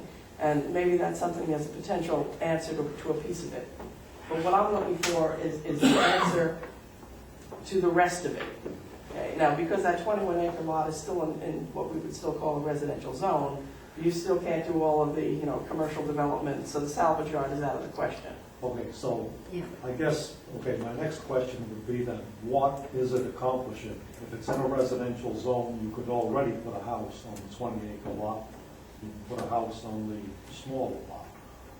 I guess I'm a little confused about what do you accomplish by, I thought you were saying that if you had enough land, you could do whatever you wanted with it, but I guess you're not saying that. Well, not that open-ended or whatever you wanted with it. And that's the piece that I can't quite figure out. What's going to be the appropriate carrot for that person who owns the larger piece of land that is going to make them want to keep it open? All right? I mean, the one thing is you can say you can't do anything with a 20 acre lot except leave it as a 20 acre lot, but that's punitive. So, and I'll give you an example that I know won't work, but maybe it'll show you where my mind is going. If I've got a 20 acre lot and my house is sitting reasonably centered, if I put on a porch, it's not going to impact the neighbor. I'm well within setback by 1,000 feet. So why do I have to jump through the same set of hoops and approvals as the person who's right up to the setback on their 1 acre lot and wants to put on a porch? Or put up a hen house? Or some other small agricultural building or something like that. And typically in Arundel, you could do that and it would be there for years and no one would even know it because we have no way of knowing it unless the owner comes forth and says, I'm going to do this. So what is it that we're doing in terms of protecting neighbors who are cheek to jowl with each other on smaller lots that we cannot need to do for people with larger lots? That's the question. Is that? I don't think your example works, but No, it doesn't. Building permit as opposed to zoning requirements. But your proposal, you just eliminate all districts. Yeah. Your district. And you made that about 3 times bigger. Not necessarily. You're going to have 1 acre, you're going to do all this stuff in it. 2 acres, you're going to do all this stuff in it. Maybe you break it down further? Well, actually, I've already done that. Oh, my Lord. If I had about 0.9. And Where do you stop? while she gets that, one of the things, for those of us that live in, I live in R4. And I also own property in the conservation on 111. So part of it's in it, part of it isn't. At my regular house, I have 5.9 acres. And I just replaced my house. Now, my house has been there forever. But because I'm replacing it, I have 100-foot setback in front. I'm on the dirt road, and I had 100-foot setback.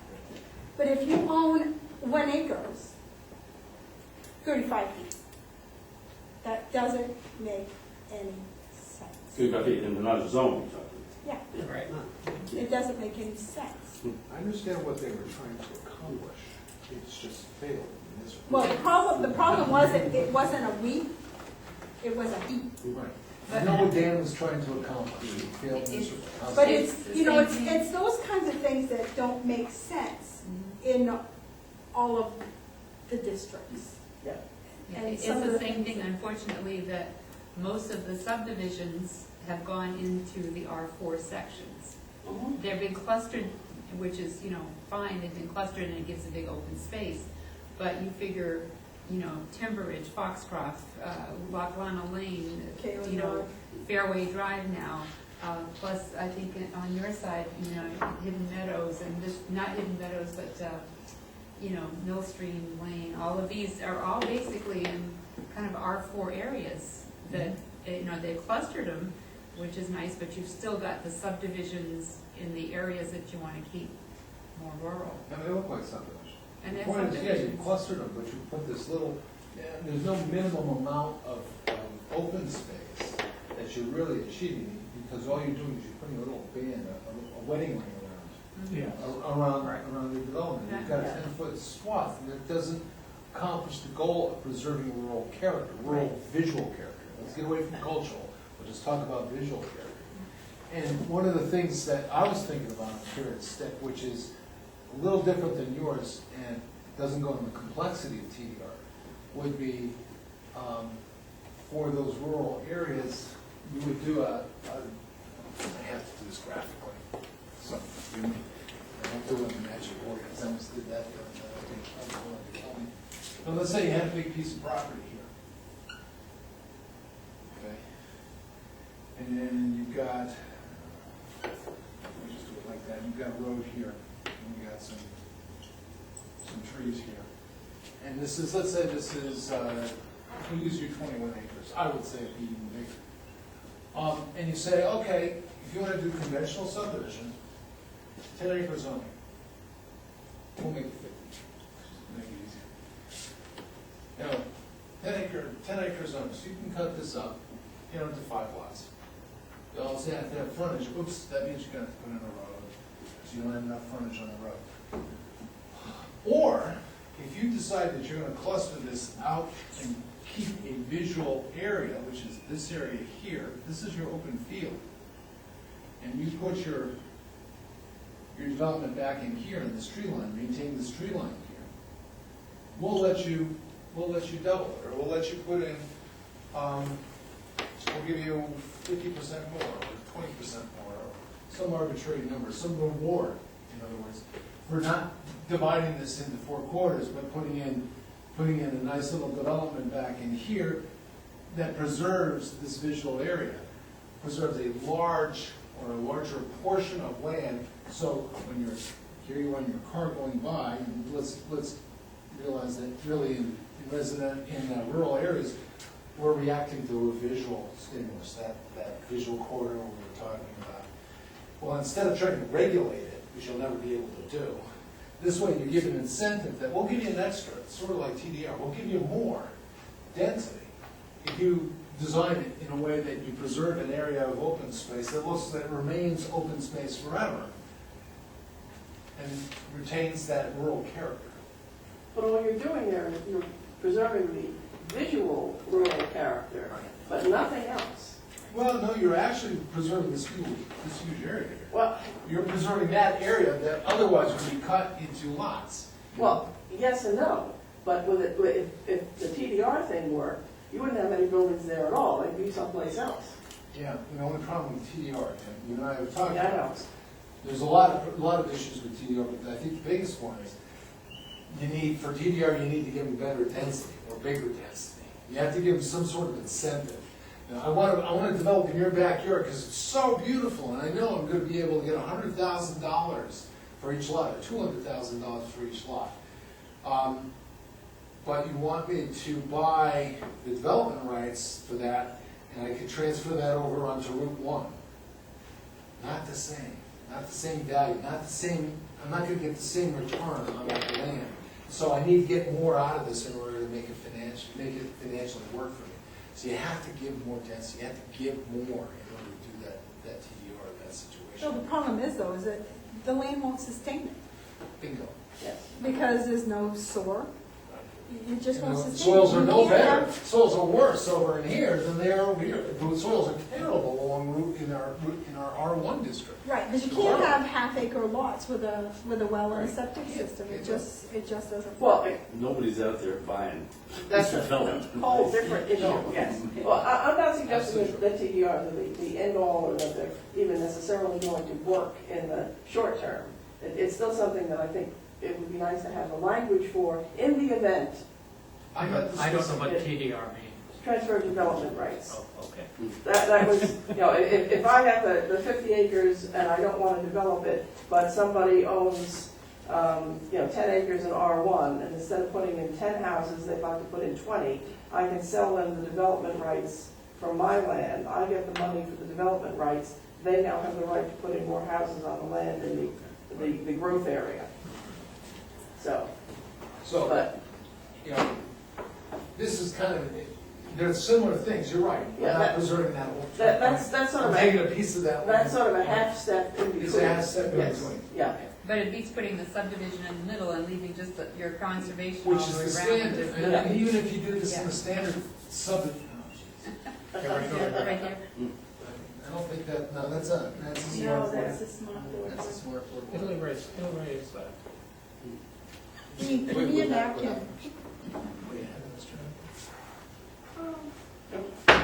Well, Why did the planning board mandate this? He needs it to erase. Why did the planning board insist upon that? why don't they? Right, I don't know. okay. Thank you, sir. Seems they can. They can insist on this, of course they can, but they don't build the language in that. There's no minimum amount of open space, it just says the amount of open space that you gain by reducing the lot frontage is what you have to put in open space. So if you're only, saving a quarter of an acre off of each one of these lots, he doesn't even stack Not till you walk it. what Sid was saying is exactly true. I mean, you got a square piece of land, which never happens. But if you were to do a traditional cluster subdivision, as we see here, you're gonna get this kind of situation. Yeah. You know? And here are your lots. They're clustered, it's much smaller, and then here's your open space. Well, that doesn't do anything. No, no, no. Nothing. It does nothing. Okay, if I've got Well, if two of that's these 50 things. acres and I've got 1 acre lots, it's gonna, that perspective is way out of whack. Yes. Okay. Yeah, that's not fair. That's not, I mean, come on. But what happens a lot, Tom? Just right, what happens a I lot- understand what you're saying. Not to scale. Right, yes, it is. Holy crow. And yes, yeah. Yeah, you're right. In a large lot, you're right, that's how it works. Right. But if they're only reducing it by half, they only have to put in that half. Let's say it's 3 acre and they get to go down to 1.5, and they're putting in 20 lots, then that's, Okay, That requires an ordinance change for one thing. it requires an ordinance. Right. It requires a commitment. Yeah. It really requires a commitment. Are we really, and this is the question that Donna and I have discussed before, and I've discussed with the planning board too, how important is rural character? Both physical rural character, or cultural rural character, open space, real open space, environmental rural character, let's put it that way, open space. How valuable is open space, or even visual rural character being the views of open space? How important is that to the town people in the town of Arundel? What are you willing to do that? You know, we've tried to do it with some cluster zoning, doesn't work well, because we didn't gear it to this kind of carrot and stick, really carrot and stick. We haven't done TDR. Part of the reason is because, you know, it's tough for us to make that doubling up of land.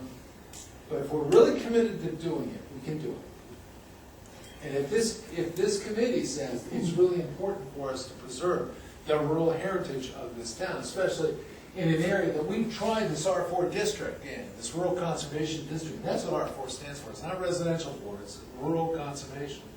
And it hasn't worked, and we say, well, we gotta get tougher.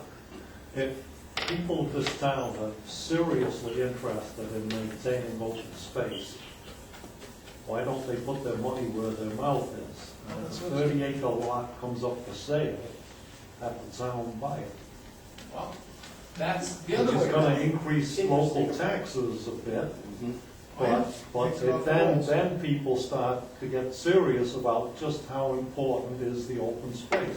Well, that's an interesting point, but it takes me kind of back to where I started, which is that right now, the preservation of that open space is entirely in the hands of the landowner. So if I have a large parcel, what in this document or the land use ordinance or any of the other town regulation, what incentive is there, if any, for me to keep it that way? As opposed to do some kind of development on it. Right. To Because I sell it to a can, developer. right. Yeah. Now, I mean, the other Or to piece sell tax- it, I mean, or whatever, to do it myself. Tax sell it to incentive. somebody. There is that. And there are, yes, there Open are. space, tree open growth, space those and types tree of things are growth, yes. available. So, you know, but that's offered by the state, but the onus is really on the landowner. And I guess what I'm looking for is some additional way to encourage with reward as opposed to threats and the landowner to keep the open land. You know, and people who don't own large parcels of land don't understand that there is an obligation to that land. I mean, you know, it's not like it's just there. You know, there are some things you need to do. So, and I don't think anybody owns a large piece of land so that they can provide a nice view for everyone else. That's not the reason. Even though I've heard that said out loud. And why would it be? Why would it be? I There- mean, if I have a big piece of land and I have ownership, why would I be concerned? I've got nothing there for me to be concerned for the rest of the populace. It's a nice idea, but why? What's the incentive for me to worry about you, and you? You know, I don't understand. And And, as and, you and try now, to develop it, that you'll find out that there's a sense of entitlement from the public as to some certain intangible benefits of the property. Well, And you'll find them standing up at a planning board meeting and opposing it, because you will be affecting their view, affecting their quality of life, even though they don't own that view shed. And you can offer for them to pay for that view shed. Strangely enough, they never seem to have enough well, money. that's what I'm, And that's that's the bottom line. It's your always point. going to Oh, be that. yeah. Absolutely. Yeah. But I think also there are landowners who, because of reasons of conservation and environment, want to maintain that ownership of land for that very reason, not only for themselves, but for the Well, that's what future. goes in tax. Right, I think That's that's the tax. something Right, that's but just it's- People reality. will put their property in conservation easements forever wild. I mean, But we see it around us. But, you know, not to flip it over again, but, you know, my concern for the town of Arundel is there is no town of Arundel. I mean, seriously here, you know? You're worried, I mean, I am worried about conservation, but ride down Route 1. What is Arundel? Storage places, open spaces, dumping things, antique places. There's not even a town. I mean, really, I mean, there is no town. I mean, But see, you didn't And you grow know up in something? a, I Some grew of up, us I grew up like in it a that town way. where the only thing that was a town was You know what? the I town like hall, it that which was way. like I live on half it. the size of I this live town that way. hall, and that was our town, But and we I had a think it great needs pride an in it. identity too. I mean, every time I speak with anybody about where I live, oh yeah, that's by Kennybunk, right? I mean, that's basically the response. And- Now, Yeah, yes, yeah, I totally agree with you. I don't want it to be quote-unquote Kennybunk, but I would like it to be quote-unquote Arundel. Oh, but it is. Now, You're just not talking to the right people. I think I am. I talk to thousands of people at my job. So let me say that to you, just, it's not predicated on not talking. I don't, how does one define the right people anyway? Only kidding. I know, but if I might. And again, I guess that's what's motivating me, is that I would like Arundel to have a definition. And what I mean by that, I know it's defined somewhat, obviously, but it would be nice to be able to say, I live in a town where there is some sidewalks, and Don't ever go to town meeting and use it. Right, yeah. I'm sorry, you're getting a population here that's mixed, and you have to take that in consideration. Every community has to take that in consideration. You have to open a venue where other people's opinions are important too. And what I mean by that is, I'm not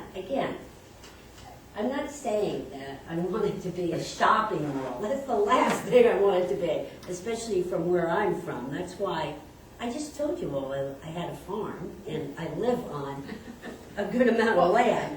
But I would like the town to have a warm, defined feeling about it. And I don't see that. I get on that Route 1 and 111, and I'm like, it's like, it's not even open. It's not even defined as being rural. It's just kind of there, and nobody knows. I don't even know where it starts and ends most of the time, quite frankly. And I looked at this, on your comprehensive plan, and I saw this cute little village there. I thought, gee, that's nice. I'd like to be able to walk down and be in my town where it has a little village. I'm sorry, but that's the vision I would like to see for the town. Well, I suspect that if this DB1 develops the way it's being described, that is what that will be. Yeah, and I think it's a good thing.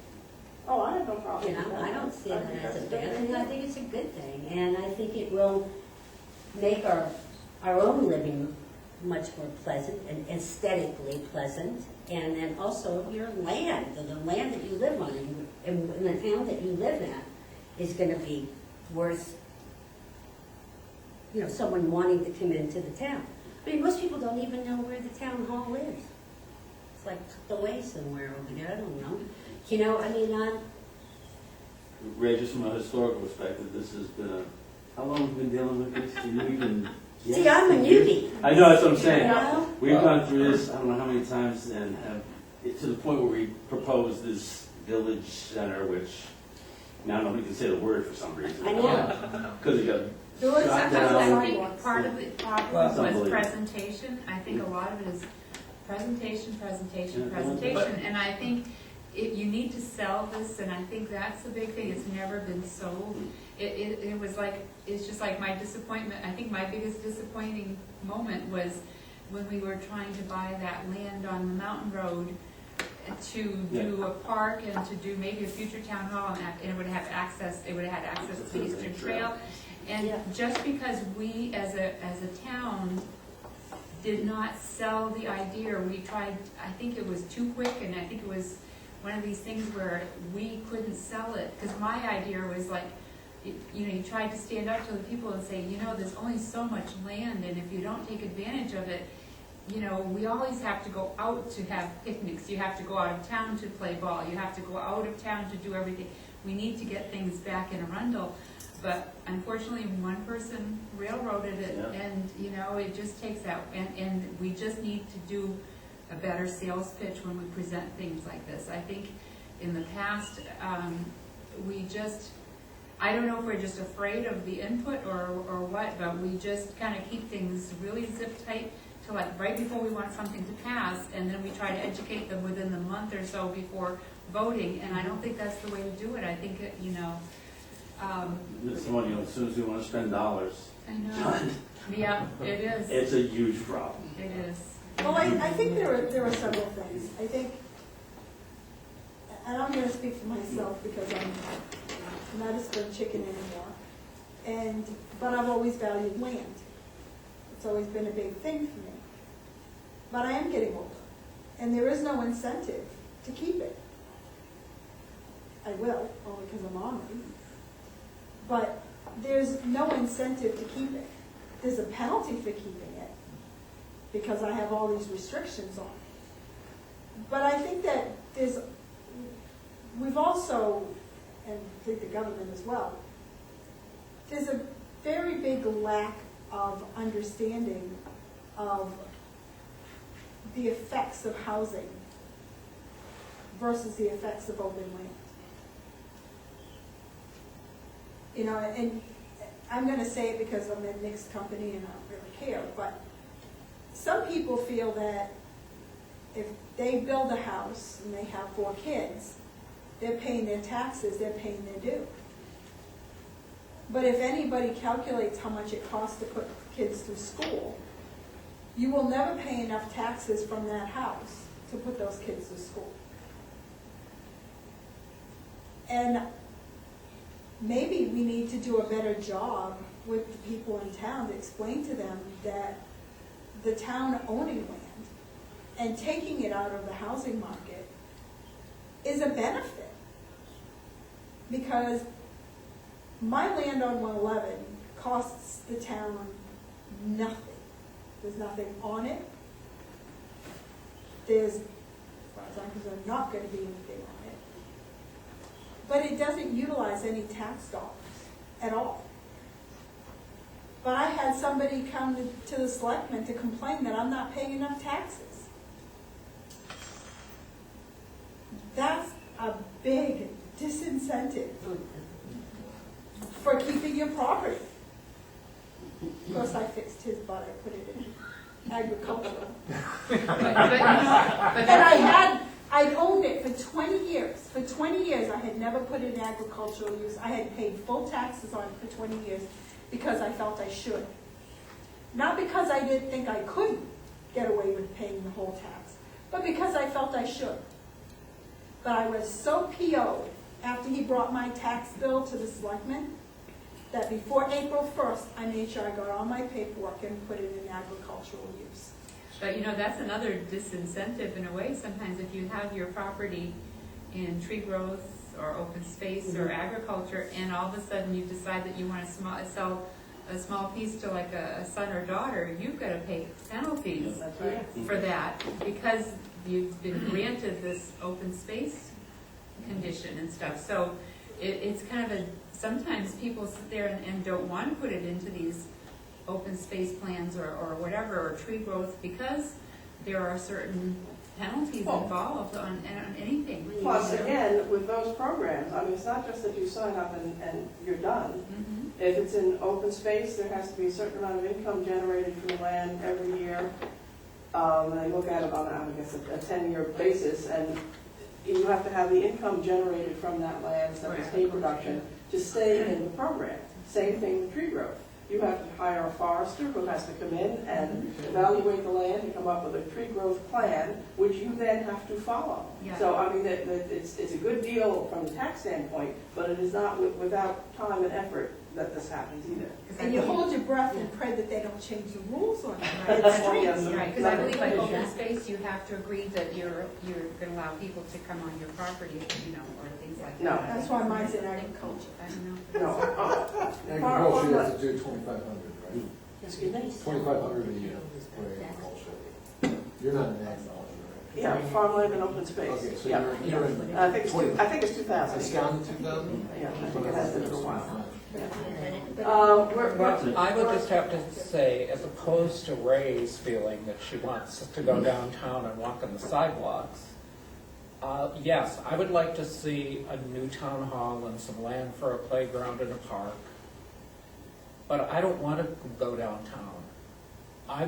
The reason I bought a property in Arundel was because I didn't want to have any sidewalks. I don't want, in the business district, you can put in all the sewer you want, but I don't want sewage, I don't want water, I want my property to be mine. Well, that's all I And- meant. I meant But I in don't, that business so, you know, we district. can I do, didn't mean up you and down the know, whole place. for you're putting up these new historical buildings, it'd be wonderful if we could own enough property there to put up a town hall and Okay, now, create a little town center, if that's what you want to call a town center.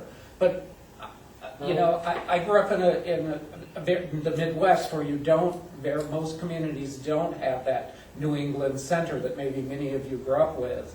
The idea of just having a town hall was enough to be a center of the community. You didn't need all of the other accoutrements that some people think are important. So to me, what we have is important. And this is exactly what happens at town meeting when you bring a proposal. That's why we need to do this and thrash all of this out. And that just displayed, right, well, what we just saw there was a totally different landscape culture Yep. that comes from homesteading. Yep. The Homestead Act, 160 acres, where you will not have a town center unless you find a commercial center, usually at a rail hub, right? Yep. Versus This was a river hub. River Hub, okay. Versus New England, which was these tiny little ecclesiastical principalities that were based on the German Landschaft idea. And you have the center and village for protection because we've got Pequots and others that want to kill us. Right. And then we have our fields on the outside. And that's a very English Germanic perspective, whereas Homestead, in your situation, creates huge expanses between farms. Yeah. And There's a lot more land there too. And a rumble. And how about DB1? I mean, if you're talking about that you want to put in businesses, well, how are the people going to get to the businesses?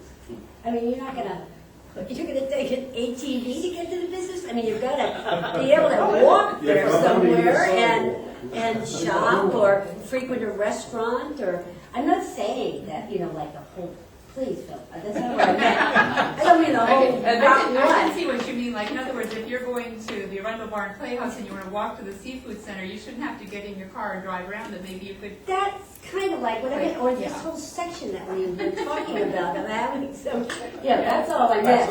Not that I'm disagreeing with you, because I'm not. However, Arundel's history is such that in 1915, we seceded from our town center. It was called Kennebunkport. That's right, I know. But in perspective, you have to kind of think about, like overall the town, like people who are from around, like maybe Midwest area, your 100-acre lots are small, probably. A farm is Well, probably with 300 to Wisconsin, 500. a lot of farms were that size actually in Right, Wisconsin. but you take 100. somebody that's moved up from Boston that gets into a development Yeah. and owns 1.5 acres, they think, wow, Right. I'm in the country, Yeah. Yes, because, so the And perspective my friends is came down different. from Seattle and they were like, Yeah. they go, you never see this in Seattle. You have to have like a farm to see Yeah. this. We're living in wolves. We're going to get attacked by wolves.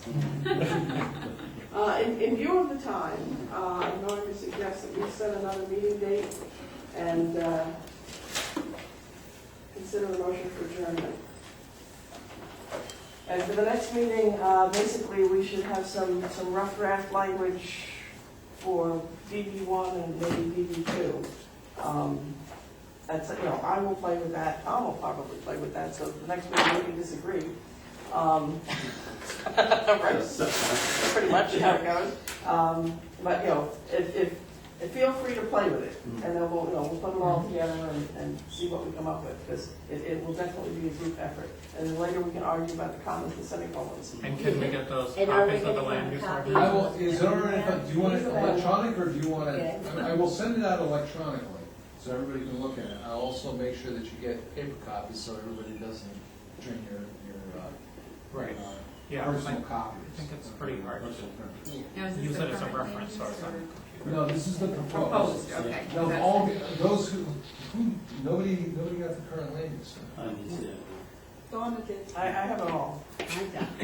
She's a hoarder. Okay, we'll make sure that everybody gets paper copies of everything. We'll send you digital copies so you can get them right off, so you can start looking at stuff. Okay. It will terrify you, Elaine, so digital is terrifying. Yes. But we'll send them off to you, so get that done this week, okay? Meeting dates. Today's the 3rd. If we met in 2 weeks, that would put us at the 17th, or we can put this off for a month. What's your pleasure? I can't make this. Okay. I'm good for the 17th. So I'm good with the 17th. Anybody else? I mean, I almost don't want to go a whole month, because this is going to be a long process. Could you push it over Take us one more 5 week? years. Maybe, yeah. You want to do the 24th? I won't be here. That's okay, that's all right. This is how it works. That's okay. Well, that would be better for me because I'm on state. Which one? I'd have somebody at home too. Which date? The 17th or 24th? Just to know I mean, it's what's good for me, but 24th works better. Anybody else have, everybody good with the 24th except Simone? Short straw tonight. Okay. What is it, so I advertise for the 24th. Do you want to get an agenda, Frank? Or you want- I'll do the agenda, that's not a problem, but that'll be short and sweet, because we're gonna kill the evening discussing the proposed language for DB1 and DB2. DB2. Yeah. Yeah, and what would be helpful, if you get around to it, fairly well before the 24th, and you have a rough draft, and you want to email that to me, what I can do is I can kind of collate the whole business and have it on one sheet of paper and bring that to the next meeting. If you're somebody who has their revelations at 9 o'clock on the 23rd, that will work. But if you're going to go home and dig into this as soon as you get the other paperwork, if you have it ahead of time, I'll put them all So it in would be line. something sort of in the nature of the things that are written here, but Same using pattern. same pattern, Same pattern, whatever, yeah. right. Yeah, and if you leave a hard copy for me at town hall, I'll swing by and pick it up. I don't want anybody- Yeah, I can, it's easy enough I for me to can swing pick it by up, and pick it up too. Well, we'll make hard copies, you guys pick them up. I'll still send it out electronically. Yeah, Yes. yeah. It really does help to have it, because believe it or not, you use Word. Almost. Everybody use Monday, Word? so I'll go pick it up. Okay, so I'll send it out in Word. You can do a search using Word. So you want to look for a magic word like compatible. Village. Village. For You sidewalk. won't find village anywhere. Struck It's from a the long World Wrestling standing Company. joke. I noticed. You're just stretching, or were you I going to was say gonna something? make a motion to Oh, adjourn. Okay, so I have a second? All those in favor? Before everybody leaves, September 14th, Heritage Day, pray for sunshine. Yes. We're still looking for volunteers for the day and to clean up the following day. And even if you want to come for an hour and give somebody an hour's work of the week, so they don't have to go to the bathroom. Although we will have porta potties. But everybody is welcome, and we expect to have a good time. Unfortunately, I won't be here. We'll have to have a good time without you then. I don't know how, but. It was beyond me, I know that. And I know you've already volunteered, so. I'll email you. All right, well, we're gonna open up at 7 o'clock in the morning so that people can come and get set up.